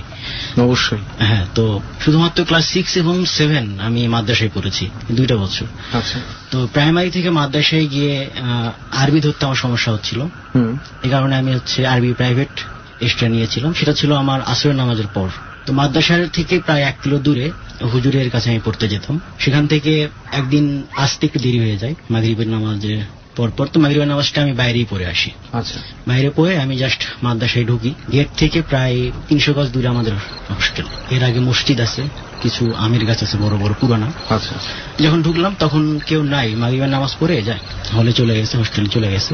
তো আমি দেখলাম যে কিছু লোক ওখানে দাঁড়ায় আছে আম গাছের কাছে, একটা খাটিয়া রাখা। আমি বুঝতে পারলাম যে হয়তো মাঝে মধ্যে আসে, জানাজা করতে আসে এখানে, হয়তো জানাজা হবে। তো এটা দেখে আমি কাছাকাছি গেলাম, কিন্তু আমি ওখানকার কাউকে চিনতে পারলাম না। এটা হবে যে আমাদের মাদ্রাসার স্যারেরা থাকবে, আমাদের হলের ছাত্ররা থাকবে, তাদেরকে কাউকে আমি দেখলাম না আর কি। তো এই জন্য আমি বেশি কথা বললাম না, ওখান থেকে আমি জাস্ট একটু লাস্ট দেখে আমার ভয়ও লাগে, হোস্টেলে চলে গেলাম। যাওয়ার পর জিজ্ঞেস করলাম একজন বড় ভাইকে যে কে মারা গেছে জানেন কি? তো উনি বললো না, কেউ তো মারা যায়নি, তুমি মনে ভুল দেখছো। না, আমি ভুল দেখিনি। বলে চলো দেখে আসি। তা আসলাম, এসে তখন আর কিচ্ছু নাই। তো আমি কাউকে বললাম। যখন রাতে ঘুমাইছি, ঘুমানোর পরে আমি বাথরুমে যাওয়ার জন্য উঠছি, তো ব্যালকনি থেকে ওই গাছটা সোজা দেখা যায় যেখানে লাশটা রাখা ছিল। আমি তখন উঠে দেখি ওখানে লোকগুলো আছে, ওখানে ওরা দাঁড়ায় আছে, দূর থেকে আমি দেখতেছি। আচ্ছা। আমার কেন যেন মনে হলো আমি ব্যালকনিতে ওদিকে তাকানো মাত্র ওরা আমার দিকে তাকাইছে সবাই। এটা মনে হতো আমার খুব ভয় পেয়ে গেছে। আমি তখন দ্রুত বাথরুমে গেছি, কোন রকমের বাথরুমটা সেটা। আবার যখন আসি তখন দেখি ওরা খুব কাছে চলে আসছে, মাঠের মাঝামাঝি চলে আসছে। আমার দিকে অত দূরে ওরা, কিন্তু মনে হচ্ছে আমার দিকে তাকায় আছে তারা, সবাই আমার দিকে রাগ হয়ে তাকায় আছে। এটা দেখে আমি কোন রকমের দরজা দিয়ে ঘরে ঢুকে আমি একাজে শোবো সে সাহস পাইনি, সবাইকে ডাকায় তুলছি যে এই অবস্থা। কিন্তু এটা কয়টার সময়? এটা হবে আপনার 11:30 12টা। ওখানে 10টার মধ্যে সবাই শুয়ে পড়ে আর কি। কেউ বিশ্বাস করতে চায় না যে এটা কিভাবে হয়, এরকম তো হওয়ার কথা না। কেউ 2 বছর কেউ 4 বছর হলো আসছে, সব ঘটনা তো সবাই জানবে না। তাই পরদিন আমার হোস্টেল সুপারকে বললাম, স্যার এই ঘটনা, ভয় পাওয়ার কিছু নাই, কিচ্ছু না। তুমি এক কাজ করো, তোমাকে কিছু দোয়া করে দিই, তুমি থাকো, দেখি পরবর্তীতে কিছু হলে আমাকে জানাবে। কয়েকদিন কিচ্ছু আর হয় নাই। তো একদিন হয়েছে কি, আব্বা গেছে আমাকে দেখতে, আমাকে 2 প্যাকেট বিস্কিট কিনে দিয়ে চলে গেছে। আচ্ছা, তো এই বিস্কিট আমি রেখে যে পরে খাবো, সবাই মিলে খাবো, রেখে আমি ঘুমাইছি। দুপুরে ঘুমাইছি, সকালে দিয়ে গেছে আব্বা। ঘুম থেকে উঠে আমি বিকালে হাত মুখ ধুয়ে এসে বিস্কুট খুঁজতেছি, বিস্কুট নাই। আমি চিন্তা করছি কেউ মজা করছে, লুকিয়ে রাখছে। আমি বললাম দেখো সবাই তো একসঙ্গেই খাবো, লুকিয়ে রাখার দরকার কি, বের করে দাও সবাই খাই। যারা ছিল ছাত্ররা বলতেছে না তুমি তো খাইছো। আমি খাইছি মানে, তুমি তো ঘুমালে আবার 1 ঘন্টা পর উঠে তুমি ওই জামের কাছে নিচে গিয়ে বিস্কুট গুলো খেয়ে আসছো একা একা। 5 মিনিট লাগছে তোমার খাইতে 2 প্যাকেট বিস্কুট, তুমি খেয়ে চলে আসছো। না এটা বিশেষ হয় না। তো ঠিক আছে, স্যার দেখছো, স্যারকে বলো। আমি স্যারকে কাছে গেলাম, স্যার আমাকে দেখে আমি বলার আগে সেই বলতেছে কিরে পেটুক, ভালোই তো খাইলি। তুমি স্যার আমি এটাই বলতেছি, আমি কখন খাইলাম। স্যার বুঝতে পারছে জিনিসটা যে কিছু একটা। তুমি শুধু বলতেছে ঠিক আছে তুমি কিছু কাউকে বলো না, যারা যারা জানে তাদেরকেই। পরে রাতে উনি আসলো, এসে বলতেছে এই তোমরা যারা দেখছো শুনছো কাউকে বলো না, এর মধ্যে কিছু আছে কিনা আমি দেখার চেষ্টা করতেছি। প্রায় মাসখানিক পরে হুজুর আমাকে বলছিল তুমি একা একা রাতের বেলা একা বের হবা না, নামাজ পড়ে আসার সময় মসজিদ থেকে কারো সঙ্গে আসবা। তো ওই দিন হয়েছে কি আমার খুব ক্ষুধা লাগছে, আমাদের ঈশান নামাজ পড়েই ওই ডাইনিং এ যাইতাম খাইতে। তো এসে আমি প্লেট নিয়ে ডাইনিং এ যাবো, ফরসটা করে বের হয়ে আসছে। বের হয়ে এসে তারপরে আমার আসতেছে আর মনে নেই আমার কিছু। যখন জ্ঞান ফিরলো মানে দেখি সবাই আমাকে ঘিরে আছে। আমার চাচা সেখানে, আমার চাচার বাসা ওখান থেকে একটু দূরে ছিল, সুলতানগঞ্জ পাড়া বগুড়া। ওনাকে আমি দেখলাম। পরে শুনলাম যে এরকম আমি নাকি গাছের কাছে আসতেই, বড় আম গাছ, আমি কিন্তু গাছে ওঠাতে অতটা পাকা না, তো আমি নাকি ওই গাছ বেয়ে আমি উঠে গেছি দ্রুত, খুব দ্রুত। এটা দেখে একটা বড় ভাই গাছে উঠতে পারে, উনি দেখে আমাকে নামাইছে। উনি বলছে আমাকে ধরা মাত্র আমার সেন্স নেই, গাছে ওঠাটাই আমার মনে নেই। তখন থেকে আমি অ্যাট্রাক্টেড। এটা জানার পরে চাচা একটা হুজুরের কাছ থেকে আমাকে তাবিজ নিয়ে দিল, যে এই তাবিজ পরে থাকো কিছু আর হবে না। কে আব্বা আবার তাবিজ পছন্দ করে না, বলে না তাবিজ পড়ো না, তুমি দোয়া কালাম পড়ো, এতে আনাফ, তাবিজ পড়ো না, তোমাকে মাদ্রাসায় পড়তে হবে না, তুমি হাই স্কুলে ভর্তি হও। আবার তারপর থেকে আল্লাহর রহমতে তাবিজটা খুলে ফেলি, কিচ্ছু হয়নি। 2012 সাল পর্যন্ত ভালো ছিল। 2012 সালে আবারও খালার বাড়িতে, এই তপুদের বাড়ির ওখানে শুরু হয় আবার নতুন ঘটনা। 2012-তে মাঝে দীর্ঘ সময় একটা কোন ধরনের কোনো ঝামেলা নেই। তো 2012 সালে যেটা ঘটে সেটাতে আমি আসি এখন। অবশ্যই এটা বগুড়াতেই, বাট আমার মাদ্রাসায় না, এটা আমার আমাদের বাড়িতে, মানে এই যে তপু ভাই যে আছেন তপুদের বাড়িতে। আমার বড় ভাইয়ার বিয়ের সময়কার ঘটনা। বাড়িতে অনেক লোক, ন্যাচারালি অন্য বাড়িতে থাকতে হয় বিয়ের সময়, একটু মানুষজন বেশি থাকে। যেহেতু আমরা ভাবলাম আমরা 3 জন আছি, আমি ও আর ওই আমার ফুফাতো ভাইয়ের ছেলে আরেফিন, আমরা বাজার থেকে প্ল্যান করছিলাম যে আমরা ওই বাড়িতে গিয়ে থাকবো, আমার বাড়িতে জায়গা হবে না। সেই তো আমরা প্ল্যান করলাম, জুয়েলকে বললাম তুই বাড়ি থেকে খেয়ে আয়, আমরা খাওয়া দাওয়া করে আসছি। তো ও আবার ঝটপট, তা আমাদের অনেক দেরি, আমরা বাড়ির চাবিটা ওকে দিলাম, ও নিয়ে বাড়ির ভিতর যে বসেছে। আমরা খাওয়া দাওয়া সেটা গিয়ে দেখি ও অন্ধকারে এই বারান্দায় এই দেয়ালের সাথে হেলানো দিয়ে এরকম বসে আছে। আমার বন্ধু জুয়েল। টোটালে 4 জন আমরা ওখানে বসে খাওয়ার পরে আড্ডা দিচ্ছি, ভেরিকেন পাশে জ্বালানো, আর আমরা বসে আমি গান গাচ্ছি এবং মোবাইলে গান ছাড়া আমি ওর সাথে সাথে আমি জোরে জোরে চিল্লাই চিল্লাই গান গাচ্ছি ওখানে। তা কিছুক্ষণ পর ডর মানে ভয় গাইতেছিলেন, তারপর কি হলো? বাঁশের পাতা টিনের চালের উপর ফালাই দিলাম, শাক করে এসে মাটিতে পড়ে, অথচ ওই বাড়িটার উপরে কোনো গাছ নেই। কি পাতা এসে পড়ছে? বাঁশের পাতা, শুকনা পাতা। আমরা গায়ে লাগালাম না। তারপরে কি হলো, ছোট একটা ইটের টুকরা, কেন জানি মনে হলো যে বাড়ির ভিতরে ওই পাশের দেয়ালের ওই পাশ থেকে কেউ আলতো করে ছুঁয়ে দিছে, যেটা আমাদের পাশে আসে পড়ছে। আমি সাথে সাথে যাই ওটা হাতে নিছি। ওটা মারতে হলে কিন্তু ওয়ালের মধ্যে আসতে, ওয়াল দিয়ে ঘেরা বাড়ি। হ্যাঁ, এবং বাড়িতে ঢুকতে হলে 2টা গেট পার। যখন ওই টুকরোটা ছুঁড়িয়ে দিচ্ছে আমি সাথে সাথে দিয়ে নিছি হাতে, যদি ওটাতে পানি ভরা, জাস্ট কাদার ভিতর থেকে উঠে মারা। তখন আমি জাস্ট ঠিক করছি যে আমাদের কোনো বন্ধু হবে ঢুকে ফাজলামো করতে। তখন ওটা নিয়ে আমরা বসে আমি আবারও গান শুরু করেছি। তা এখন আরেফিন বলতেছে এই তুই সাউন্ডটা একটু কমাই দে, কোনো কিছু হইলে ও আগে থেকেই বুঝতে পারে, ওদের বাড়ি তো, সাউন্ডটা কমাই দিয়ে এখন চুপ করে বসে। তা ওদের মেইন গেট দিয়ে বার হওয়ার একটা দরজা আছে, দরজাটা খোলা ছিল, দরজার ওই সাইডে এমন জোরে একটা হাত দিয়ে বাড়ি দিছে, পুরো বাড়ি কেঁপে উঠছে। তখন আমরা রাগ হয়ে গেলাম, এইরকম ফাজলামি করতেছে গিয়া। তখন আমরা করলাম কি, ও আর আমি এক পাশ দিয়ে গেছি, সুফল আর আপনি, হ্যাঁ জুয়েল আর আরেফিন ওরা আর এক পাশ দিয়ে গেছে। আমাদের হাতে মোবাইলের লাইট, ওরা হেরিকেন নিছে। বাড়িটাতে আবার অনেক গাছ আছে, আমরা পুরা বাড়িতে কুইজে 2-4 জনই আমরা এক জায়গায় হলাম। এমনকি গাছের উপরে কেউ উঠছে কিনা এটা দেখার জন্য আমরা লাইট, গাছগুলো অনেক গাছ ঝোকাইছি যে গাছে কেউ থাকতে পারে না। তখন আরেফিন বললো বুঝতে পারছি চল আর দেখা লাগবে না। তখন এসে আমরা আবারও বসলাম ওখানে। তখন বারান্দার ওই কর্নারের দিকে কি জানি একটা মাটি টুপ টুপ করে এরকম করে পড়ে। তো তখন আমরা মনে করলাম না, থাকা ঠিক হচ্ছে না, অতএব চল আমরা যা শুয়ে পড়ি। কেউ যেন হালকা ভাবে আমাদেরকে ডাকতেছিল, এরকম একটা মনে হচ্ছিল। হ্যাঁ, তখনই আরিফিন বলছিল যে তুই গানের ভলিউমটা মোবাইলের কমা, কেউ ডাকতেছে নাকি একটু শুনি। আমরা ঠিক করলাম, জুয়েলকে বললাম তুই আমাদের সাথে থাক, যেহেতু আসছিস। ও বললো না, আমার বাড়িতে কেউ নাই, আমার থাকা যাবে না। তো ও ভয় করেই বলছে কিনা হয়তো বলতেই পারে যে এখানে থাকলে সমস্যা, তো ওকে আমরা সাবধানে বাড়ির বাইরে বের করে দিলাম। ঠিক ও যখন চলে যায় তখন আমরা ওখানে আমরা ফিরবো এখন ঘরের ভিতর, বড় একটা ঢিল আমাদের পিছনে পড়লো। আমরা তো পুরা হয়ে গেছি, শকড হয়ে গেছি। ঢিলটা খুঁজে খেতে দিকে ঢিলটা নাই, আসলে ভারী কিছু একটা পড়ছে, ভারী একদম ইটের মতো কিছু একটা পড়লো আমাদের পিছনে। আমরা তো ঝটপট করে হেরিকেনটা জ্বালাই দিয়ে আমরা ভিতরে গিয়ে শুয়ে পড়লাম। তো আমরা যথারীতি ভিতরে গিয়ে জিনের জন্য যেগুলো শুনি, প্রোটেকশন, লোহা, তারপরে হেরিকেন ছিল আমাদের, আমরা কয়েল ছিল, কয়েলও জ্বালাই দিলাম। মানে লোহা, আগুন এগুলো থাকলে এইগুলো আমরা বালিশের নিচে লোহা রাখলাম। ও হলো একটা খাটের, ও হলো পাশে, আরিফিন মাঝখানে, আমি একদম জানালার ধারে শুয়েছি। বাইরে প্রচন্ড কুকুরের চিল্লানি হচ্ছে, মানে 2-3 বাড়ির কুকুর এক জায়গায় হয়ে চিল্লানি শুরু করে দিছে এরকম। তাই আমি আরিফিনকে বলতেছি, আরিফিন কিছু বুঝতে পারতিস? সেটা আমি সুফলকে বলি নাই, আমি আরিফিনের কানে কানে বলতেছি, আরিফিন কিছু বুঝতে পারতিস? আরিফিন বলছে হ্যাঁ। আর আমরা একটা জানলা খোলা আছে, আমরা জানলা দিয়ে বাহিরে তাকাই আছি আর সজাগ হয়ে আছি আমরা। তারপরে হঠাৎ করে সুফল চিল্লানি দিয়ে উঠছে। সুফল চিল্লানি দিছে? হ্যাঁ, ও জাস্ট। সুফল ভাই কেন চিৎকার দিলেন? 3 জনই শুয়ে আছি, হঠাৎ করে আমি কিন্তু একদম পাশে, আমার হাতে কেউ একজন আঁচড়ে দিল, আমি চমকে উঠছি। আপনি শুয়ে আছেন? শুয়ে আছি, 3 জন শুয়ে আছি পাশাপাশি। পরে আমি তো চমকে উঠছি, আমাকে আঁচড় দিল, তোরা কেউ দিছিস নাকি? ওরা ভয় পাচ্ছে কিন্তু আমাকে বুঝতে দিচ্ছে না, আমি যেন ভয় না পাই। আমি একটু ভয় বেশি পাই, তো ঠিক আছে, কেউ হয়তো দেয় নাই, তুই হয়তো এমনি করছিস, ওরা আর নজর দেয়। একটু পরে আবার শুয়েছি, 2-3 মিনিট পর হয়তো রাত হয়ে শুয়েছি, আর পিঠে লম্বা করে একটা টান দিয়েছে, আঁচড় দেওয়ার মতো। তখনই আমি আবার লাফ দিয়ে উঠে এদের গায়ে, মানে প্রচন্ড ভয় পেয়ে গেছি, আমি এর গায়ে পর উঠে গেছি, যে আমার ধর, কি হলো, কি মারতেছে, পিছনে তো কেউ নাই। তখন উঠে লাইট দিয়ে দেখলো, হ্যাঁ লম্বা করে আঁচড়ের দাগ। তবু ভাই তখন সুফল ভাইয়ের পিঠে লাইট মেরে দেখলেন যে দাগ? আমরা দুজনেই দেখলাম, হ্যাঁ সত্যি তো, তোর এখানে আঁচড় দিছে। তখন আমি আর আরিফিনে বললো না, এখানে আর থাকা সম্ভব না। তখন আমরা হেরিকেন নিয়ে 2টা টর্চও জ্বালায় নিয়ে দরজা ওইভাবে খোলা রাখে তাড়াহুড়ো করে বের হচ্ছে। যখন বড় গেট দিয়ে বের হয়ে যে রোডে গেছি, তখন আর একটা ঢিলাম, তাড়াহুড়ো করে গেটের শুধু লকটা লাগাই দিয়ে। আরিফিনের চাচা আমার ফুফাতো ভাই, তো ওনার বাড়িতে গিয়ে থাকবো, ওনার বাড়িতে একটা ঘর খালি আছে। আমরা প্ল্যান করলাম যে ওখানে যে বলিস না যেন এরকম, যে আমরা এরকম হয়েছে, এই জন্য আমরা এখানে এসে শুইলাম। ভাইয়ের ঘরেতে গিয়ে ঘর খুলে দিলাম, আমরা গিয়ে শুইলাম। আবার ওকে তখন নিলাম আমরা একদম বিছানার মাঝখানে, আমাদের দুজনের মাঝখানে নিয়ে যথারীতি শোয়ার 5-7 মিনিট হয় না, মিউজিক আমি গান শুনতেছি, আর আমি ঠাট্টা করেই বলতেছি নেই, এখন তো এই বাড়িতে চলে আসছি, এখানে তার কোনো প্রবলেম নাই। এই কথা বলা আর একটা চরের সাউন্ড কোথায় ওর কাছে, আমি ফিল করছি আমাকে মারছে, শব্দ পাইছে, যেটা শব্দ। এটা একটু সুফল ভাইয়ের কাছ থেকে শুনি। হ্যাঁ, মানে ও তো গান শুনতেছে, যখন মোবাইলের লাইটটা অফ হয়ে গেছে জাস্ট সঙ্গে সঙ্গে আমার গালে একটা চর। আমি তো চিৎকার করে উঠছি, এরা শব্দ পেয়ে ওরাও বুঝতে পারছে কিছু একটা হয়েছে, এরাও চিৎকার করে উঠছে। আমাদের ওই ভাইয়ের নাম ধরে রাখতেছে, মিল্টন ভাই আপনি কোথায়, তাড়াতাড়ি আসেন। মানে যার বাড়িতে আপনারা থাকতে গিয়েছিলেন। মিল্টন ভাই উঠে এসে বললো যে কি রে, কি হয়েছে? আমরা বললাম এই ঘটনা, ওই বাড়িতে এসেছিলাম, এটা হলো, তো উঠে আপনার বাড়িতে যখন আসলাম তখন এই কাহিনী হল। তারপরে উনি বলতেছে যে তোরা কি নাপাক অবস্থায় ঢুকছিল ওই বাড়িতে? আমি তো ঠিক আছি।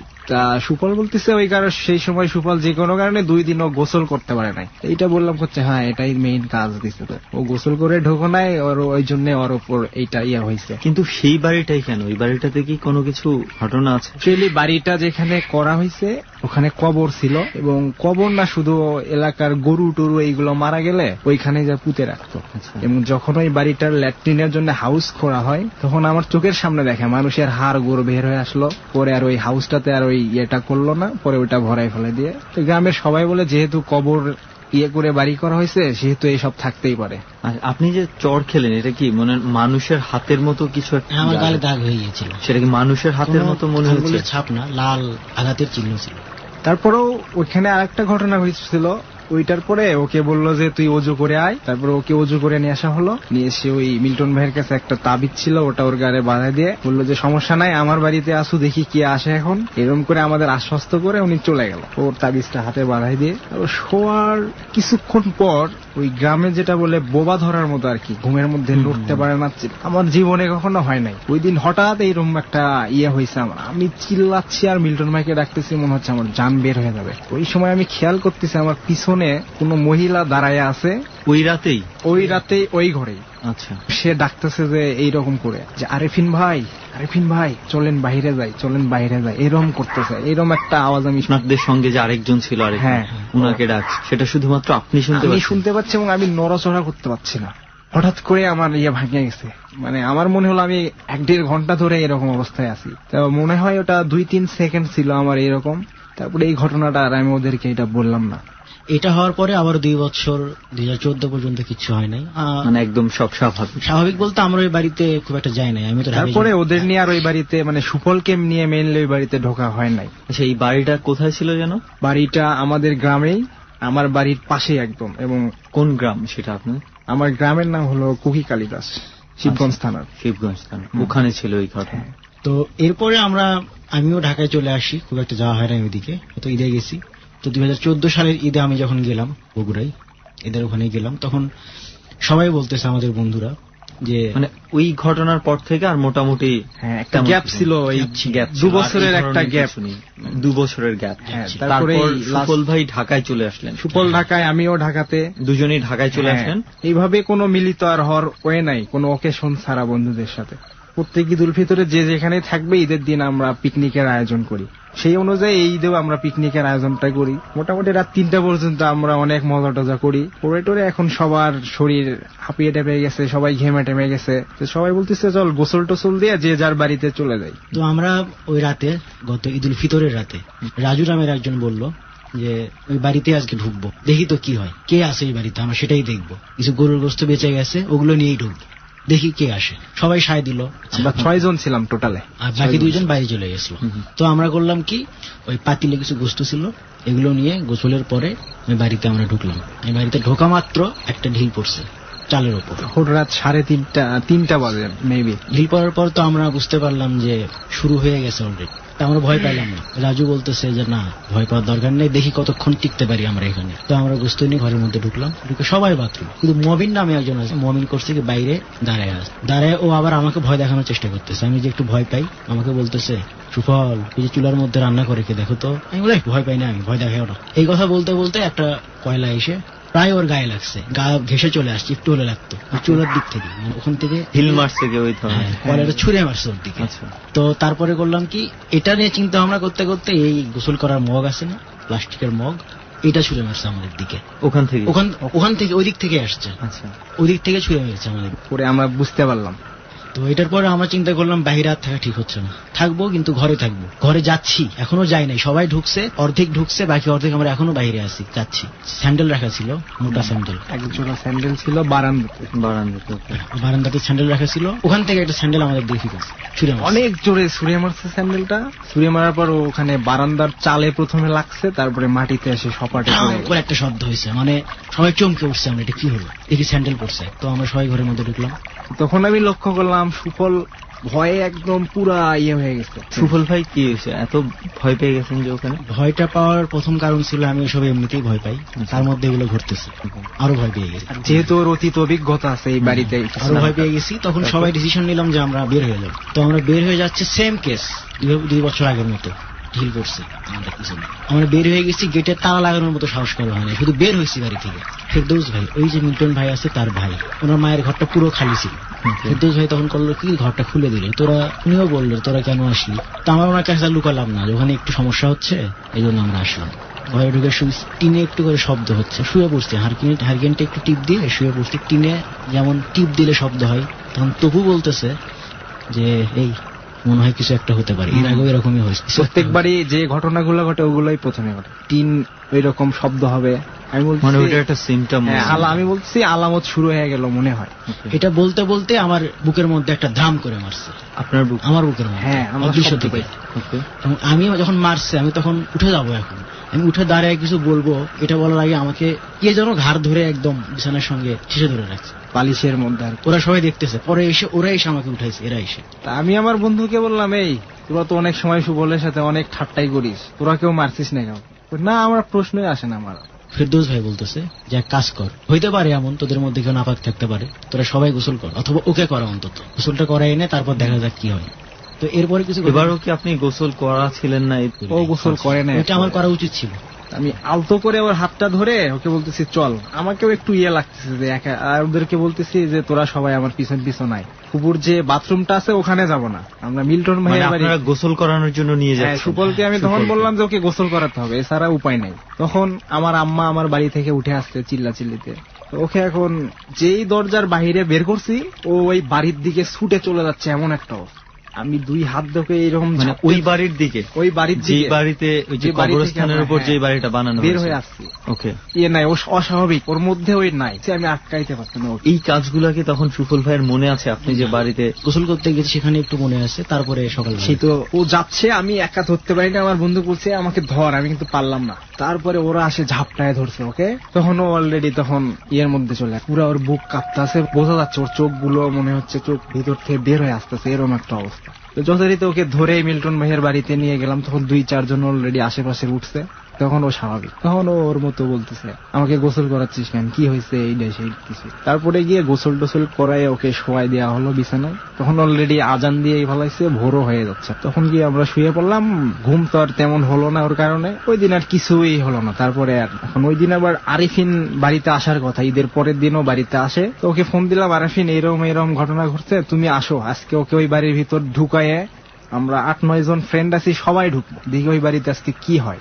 সারাদিন মনে করেন কোনো কিচ্ছুই হয় না। রাত্রেবেলা ওই বাড়িটাতে কি কোনো মানুষজন থাকে না? মানে ওদের বাড়ি তো, আরিফিনদের বাড়ি, অন্য কেউ ওখানে থাকে না। ওরা জাস্ট বছরে একবার ওই ঈদ করতে আসে। আর মোটামুটি এটা সবসময় খালিই থাকে ঈদের সময়গুলোতে বা কোনো অকেশনে ওরা এখানে আসে। আর যে কেয়ারটেকার, ও শুধু সকালে ঢুকে এমনি দেখে টেকে বাড়ি থেকে বের হয়ে চলে যায়। এবং আশেপাশের সবাই জানে যে এই বাড়িটার অনেক সমস্যা আছে, এরকম বাড়িতে ঢুকলেই থমথমে একটা ভাব। তো যথারীতি আরিফিন আসলো দুপুরবেলা, টোটালি ও নানি বাড়িতে ওকে পাঠিয়ে দিলাম। আমার নানি বাড়ি আবার কাছেই। তো নানি বাড়িতে গিয়ে ওকে বললাম তুই যেখানেই যা, সন্ধ্যার আগে তুই আমাদের সাথে মিট করবি। তো ও যথারীতি বাজারে, নানি বাড়ি থেকে বাজারে একা একাই আসছে। ও কে? সুফল? হ্যাঁ। তখন বাজারে আমরা আড্ডা দিলাম অনেকক্ষণ দিয়ে, এখন সবাই যাচ্ছি বাড়িতে, যে ঠিক আছে সবাই তাড়াতাড়ি করে খাওয়া দাওয়া করে আসবা, ওই বাড়িতে আমরা ঢুকবো। ওই বাড়ির সামনেই আমার হলো 3টা রাস্তা মিলিত হয়েছে, ওখানে একটা মাচাং আছে যেখানে বসে আমরা আড্ডা দিই। আমার বাবা একদম ভালোভাবে বলেছিল ওই বাড়ির আশেপাশে যেন ওকে নিয়ে যাওয়া না হয়, সুফলকে। যথারীতি গিয়ে আমরা ওই মাচাঙে বসলাম, একের পর এক সবাই আসলো, এক জায়গায় হলাম। প্রায় আমরা 8 থেকে 9 জন ছিলাম ওখানে, আমরা ফ্রেন্ড সার্কেল। এখন ওই বাড়ির কেয়ারটেকারের যে বাড়ি, ওর বাড়ি থেকে চাবি আনতে হবে। তখন অলরেডি 9:30 বাজে রাত। চাবি নিয়ে আসতে যাবো বাড়ির, আর আরিফিন গেলাম কেয়ারটেকারের বাড়িতে।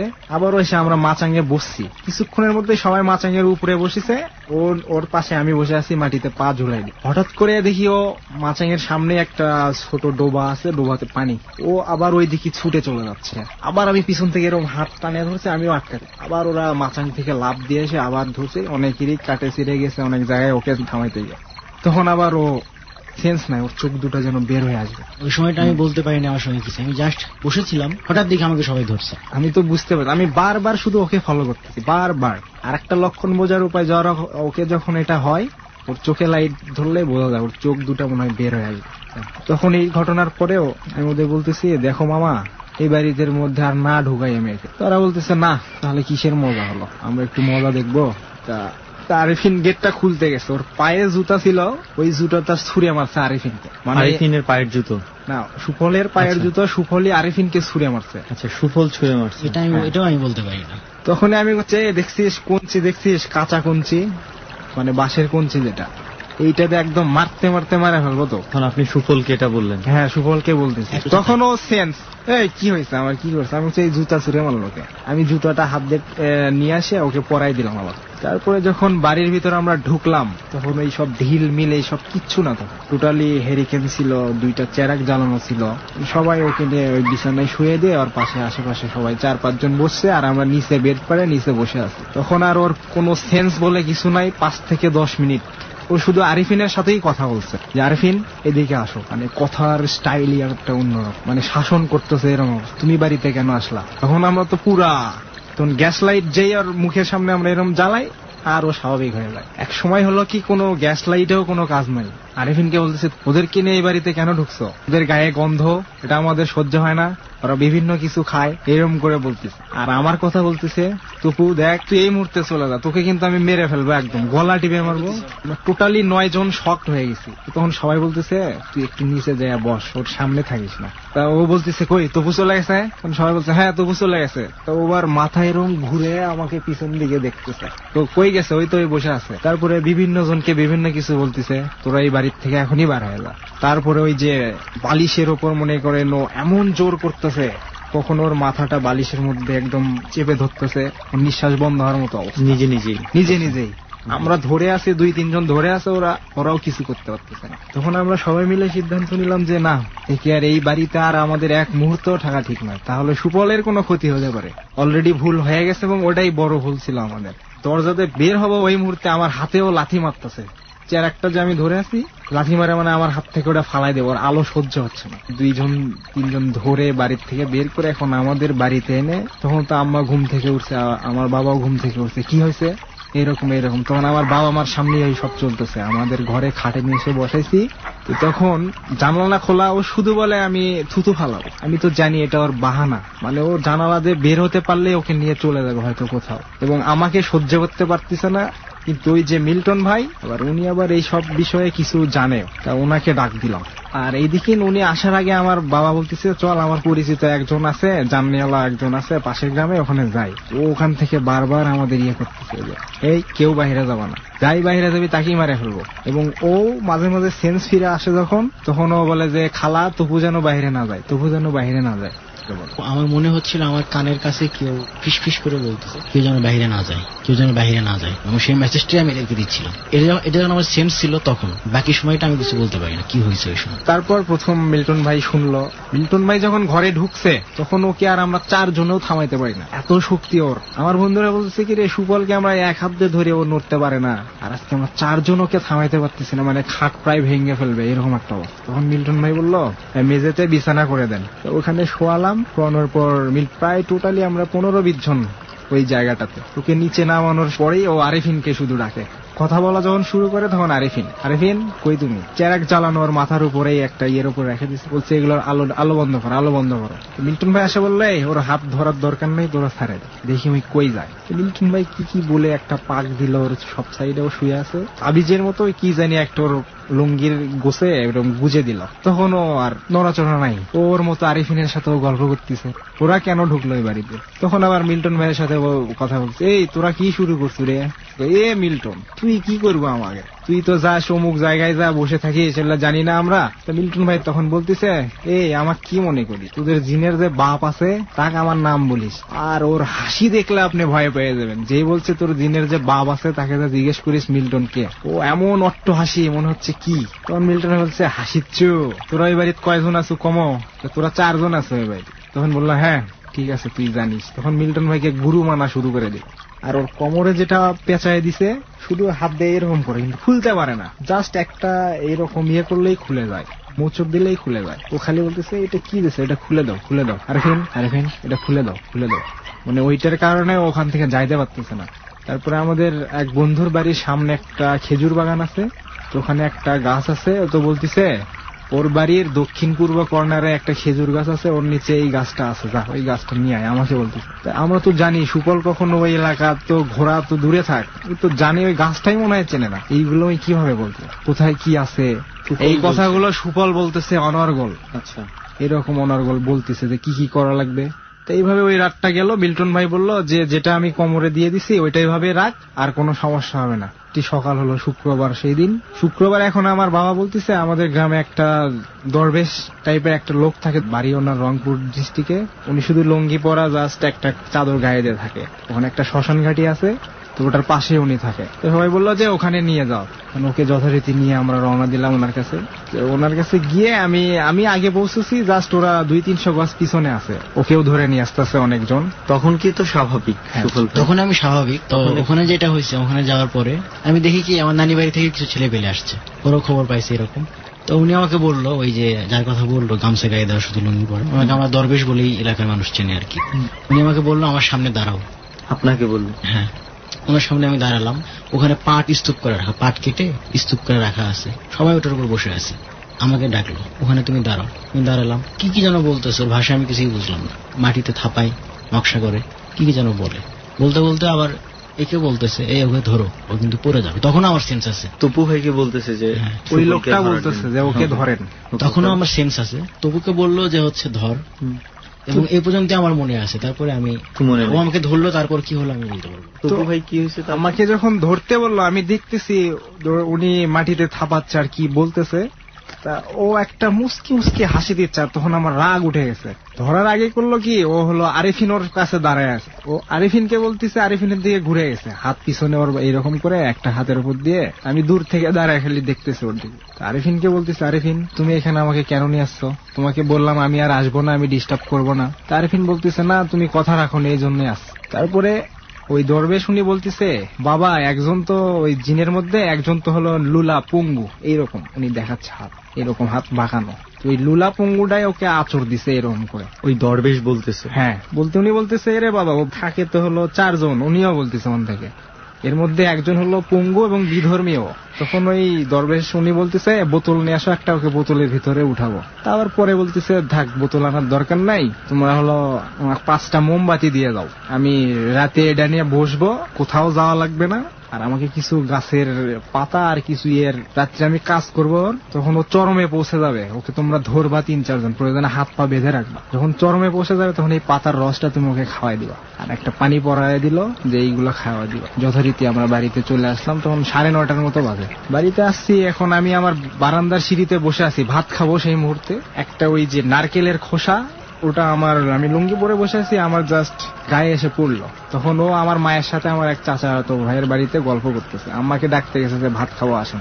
আমি ওটা আর বললাম না কাউকে, জিনিসটা নিয়ে আমি হাতে রাখলাম, নিয়ে যথারীতি এখন খাইতে বসছি। দরবেশ তো আবার বললো, ওর নাম শুনলো আমার কাছ থেকে যে ওর কি নাম, নামটা বলে এখন খাওয়ার সময় মনে হয় দরবেশ কাজ শুরু করে দিয়েছে, তখন থেকেই শুরু হয়ে। যখন ও খাইতে বসলো তখন ওকে তখন টিনের চালের উপর এরকম কট কট করতেছে। শব্দ শুনে তপু বলতেছে যে হচ্ছে সাবধান হও তোমরা। এটা বলতে বলতে আমার এখানে একটা এখনো আছে, এখানে একটা আঁচড়। আমি বুঝলাম যে আঁচড় দিছে, এটা এদিকে আমি আর দেখিনি। আমি এটা ধরে, তারেক ভাই ছিল ওখানে আমার পাশে বসে খাচ্ছে, এর বড় ভাই, ওনাকে আমি ধরছি, আমার এখানে আঁচড়ে দিছে। তারপরে দেখা গেল যখন থেকে রক্ত বের হয়ে গেছে, এত গভীর হয়ে গেছে।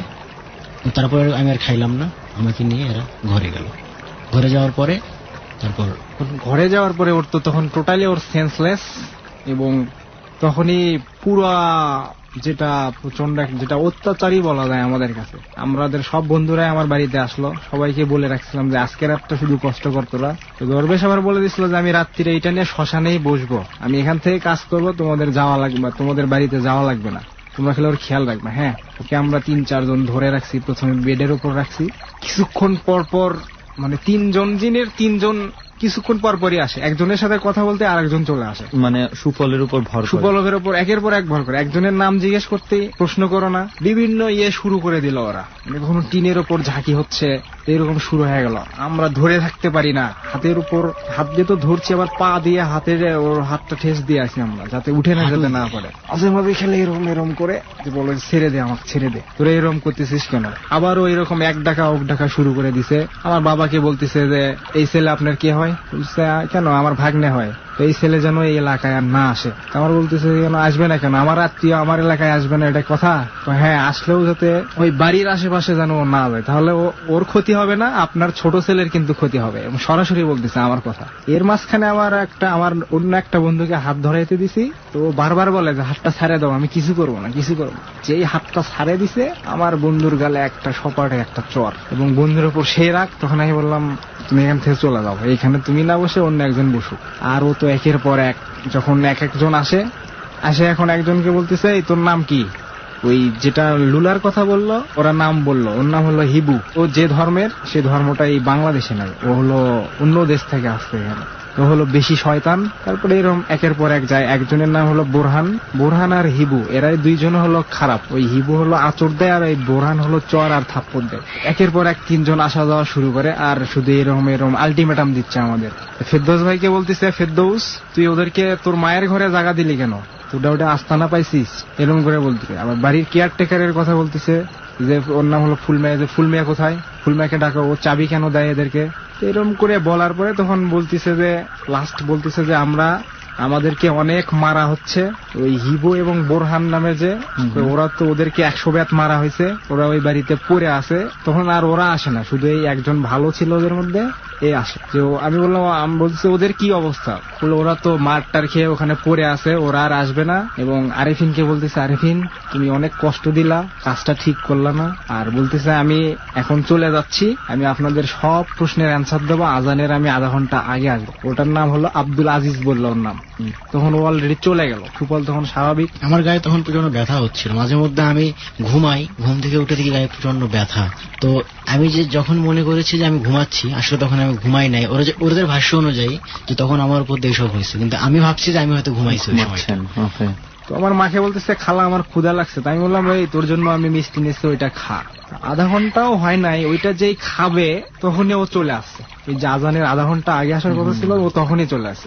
একটা সালাম দিল, আসসালামু আলাইকুম। আমরা সালাম নিলাম, ভালোভাবে নিলাম। নিয়ে তখন ও সব প্রশ্নের অ্যান্সার। তখন নাম জিজ্ঞেস করলাম, তোমাদের নাম কি, কই থেকে আসছো, এরকম করতেছো কেন? তখন সব বলতেছে ওরা যে আপনারা এরম করে ওরা এইভাবে ঢোকে ওই বাড়িতে, এটা আমরা সহ্য হয় না। একটা বড় চেয়ারে ওই ভালোটা বসে থেকে কোরআন শরীফ পড়ে। তো বলে আমি ওই চেয়ারে থাকি, তো আমার ওদের গায়ে গন্ধ বিভিন্ন কিছু বলতেছে, এটা আমার সমস্যা করে।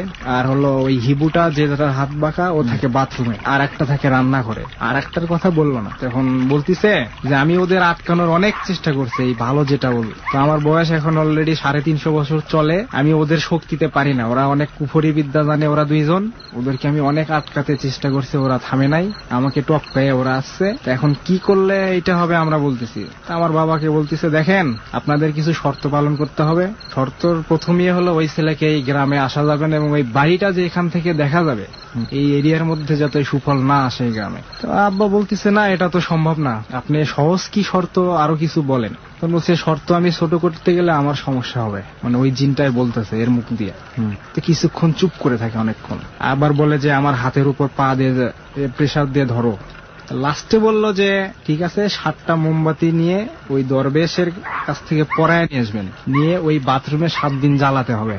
আমাকে বলতেছে প্রথম মোমবাতিটা তুমি জ্বালাবা, তুমি তোমার বাপের সাথে নিয়ে ঢুকবার ভিতর তুমি জ্বালাবা। আর দ্বিতীয় শর্তটা হলো আমাদের মসজিদে সামনে শুক্রবার একটা অচেনা লোক আসবে, তাকে একটা ডিম পাড়া মুরগি দিতে হবে, সে নিতে যাবে না, তারপরেও জোর করে তাকে দিতে হবে এটা। আর তৃতীয় শর্ত হলো সূরা ইয়াসিন 15 দিনে লিখতে হবে, এবং 15 দিনে লেখা শেষ করে ওই বাড়ির মেইন ফটকে ঝুলাই দিয়ে আবার 15 দিন যখন হবে তখন ওটা ওখান থেকে খুলে আগুনে পুড়ে যে কোনো একটা নদীতে গিয়ে ওই ছাইগুলো ভাসায় দিয়ে নদীতে গোসল দিয়ে ওখানে 2 রাকাত নামাজ পড়ে আসতে হবে। আর একটা হলো কোরআন খতম করে নিতে হবে ওই বাড়িতে। ওই বাড়িতে এরা যেন না ঢোকে, আর ঢুকলে যেন পাকসাক হয়ে এইরকম হয়ে ঢোকে। তো তখন বলতেছে যে এখন তো আমি চলে যাব। তখন আরিফিনকে ডাক দিল, আরিফিনকে বলতেছে আরিফিন সূরা আল ইমরান বলো। আরিফিন বলতেছে আমি তো পারি না, বলে যে আমার সাথে সাথে বলো। ও হুবহু মুখস্থ বলে যাচ্ছে। তখন আমরা বুঝলাম সূরা আল ইমরান তো সুবলের দ্বারা প্রশ্নই আসে না, সুবল তো সূরা আল ইমরান জানেই না। মানে সূরাটা বলে ওর গায়ে একটা ফু দিলে ও চলে যাবে। আরিফিন আসে পাশে বসলাম, আরিফিনের মুখ আটকে যাচ্ছে, ও বলতে পারতেছে না, ও একটা আতঙ্কের মধ্যে আছে। কেরায়াতে ওর সাথে মিল হয় না। তখন ও খেপে যায়, বলে যে আমার হাত ধরো, আমি কিন্তু মারবো, এটা তুমি 70 বার বলে আমার গায়ে সুফলের গায়ে ফু দিবা, তাহলে আমি চলে যাবো। আর কোনোদিন তোমাদের কোনো ডিস্টার্ব দেওয়া হবে না, যে অবস্থায় ও বাড়িতে ঢুকলে ঢুকো, কাউকে কিছু করা হবে। আরিফিন যখন 70 বার বলে যে গায়ে একটা ফুল, ও যাওয়ার আগে আবার বলতেছে যাওয়ার আগে আমি কিছু কি দেখে যাব, মানে নিদর্শন দেখে যাব, দরকার নাই আপনি এমনিতেই চলে যান। বলতেছে আমি যাওয়ার পরে কিন্তু এখানে কুকুর বিড়াল আসতে পারে, আপনারা খালি ভয় পাবেন না। তারপরে আরিফিন ওই 70 বার বলে যে গায়ে একটা ফুল দিয়ে দিল, ও যেন একদম পুরা পায়ের নখের ওপর আর মাথা নাকের উপর ভর দিয়ে এরকম উঠলো, বড় একটা নিঃশ্বাস দিয়ে চলে গেল, ও পুরাপুরি হয়ে গেছে, স্বাভাবিক হয়ে গেল। এরপরে সুফল ভাইয়ের কি মনে আছে কিছু? এরপর যেটা হয়েছে মানে আমার ঘুম ভেঙে গেল, এরকম একটা ফিল করলাম আমি, গায়ে প্রচন্ড ব্যথা, আমি মুখ করতে পারছি না। এরপরে আর কি রাতে আর কিছু হয়নি, তারপরে আমার মোটামুটি স্বাভাবিক। ওরা করছে কি যে পরের দিন আবার আমি ঢাকায় চলে আসছি পরের দিন, আমারও এক্সামের কারণে আমারও পরের দিনেই ঢাকায় আসলাম। তো আমার একটা কাজ ওরা করছিল, তখন আমরা ঢাকায় মুরগি, ডিম পাড়া মুরগি দেওয়া যেত, মসজিদে লোক আসবে মুরগি দিতে হবে। তো আমার এদের ডিম পাড়া মুরগি ছিল না কোনো, আমার নানি বাড়িতে আমার মামার ছিল আর কি, ওটা আনছে কিন্তু কোনো লোক আসে নাই। এবং সর্বশেষ সেই মুরগিটা 7 দিনের মধ্যে বাড়ি থেকেও নেই। মোটামুটি এই হলো ঘটনা। তারপরে আমরা সেভ আছি, এখনো পর্যন্ত আপনি স্বাভাবিক আছেন। আমার একটা প্রশ্ন আছে, এত মানুষ থাকতে, আরিফিন আছে, আপনি আছেন, এত মানুষ থাকতে শুধু সুফল কেন? আরিফিনদের বাড়ি, আর আমরা হলো স্থানীয়, এটা ওরা বলছে যে আমরা স্থানীয় ছেলে পেলেদের উপর কিছু করতে পারবো না, কারণ ওরা এখানে ছোটবেলা থেকে বড় হয়েছে, ওদের উপর আমার এটা করার এখতিয়ার নাই। আর যদি কাউকে কিছু আমরা করি সেটা সুফলের মাধ্যমে আমরা করতে পারবো। এই বাড়িটা বর্তমানে কি অবস্থা? এই বাড়িটার মধ্যে কি বাড়িটার বর্তমানে লাস্ট আমি ঢাকাতে আসার আগের দিন রাতে, গত বৃহস্পতিবার রাতে আমি ঢুকছিলাম বাড়িটাতে, সেদিন তেমন কিছু হয় নাই। তার মানে বাড়িটা এখনো ওইভাবেই আছে এবং মোটামুটি ওইভাবে থাকবে। এবং ওখানে যারা জিন বলেন যারা আছে ওরাও থাকবে। সবচেয়ে ভালো হয় আপনাদের টিম নিয়ে আপনারা সেখানে গেলে। অবশ্যই, আমি যেই ঘটনা শুনলাম, এই বাড়ির কথা শুনতে শুনতে আমি জানি রেহানও একমত হবে আমার সঙ্গে যে ওই বাড়িতে অবশ্যই আমাদের যেতে হবে।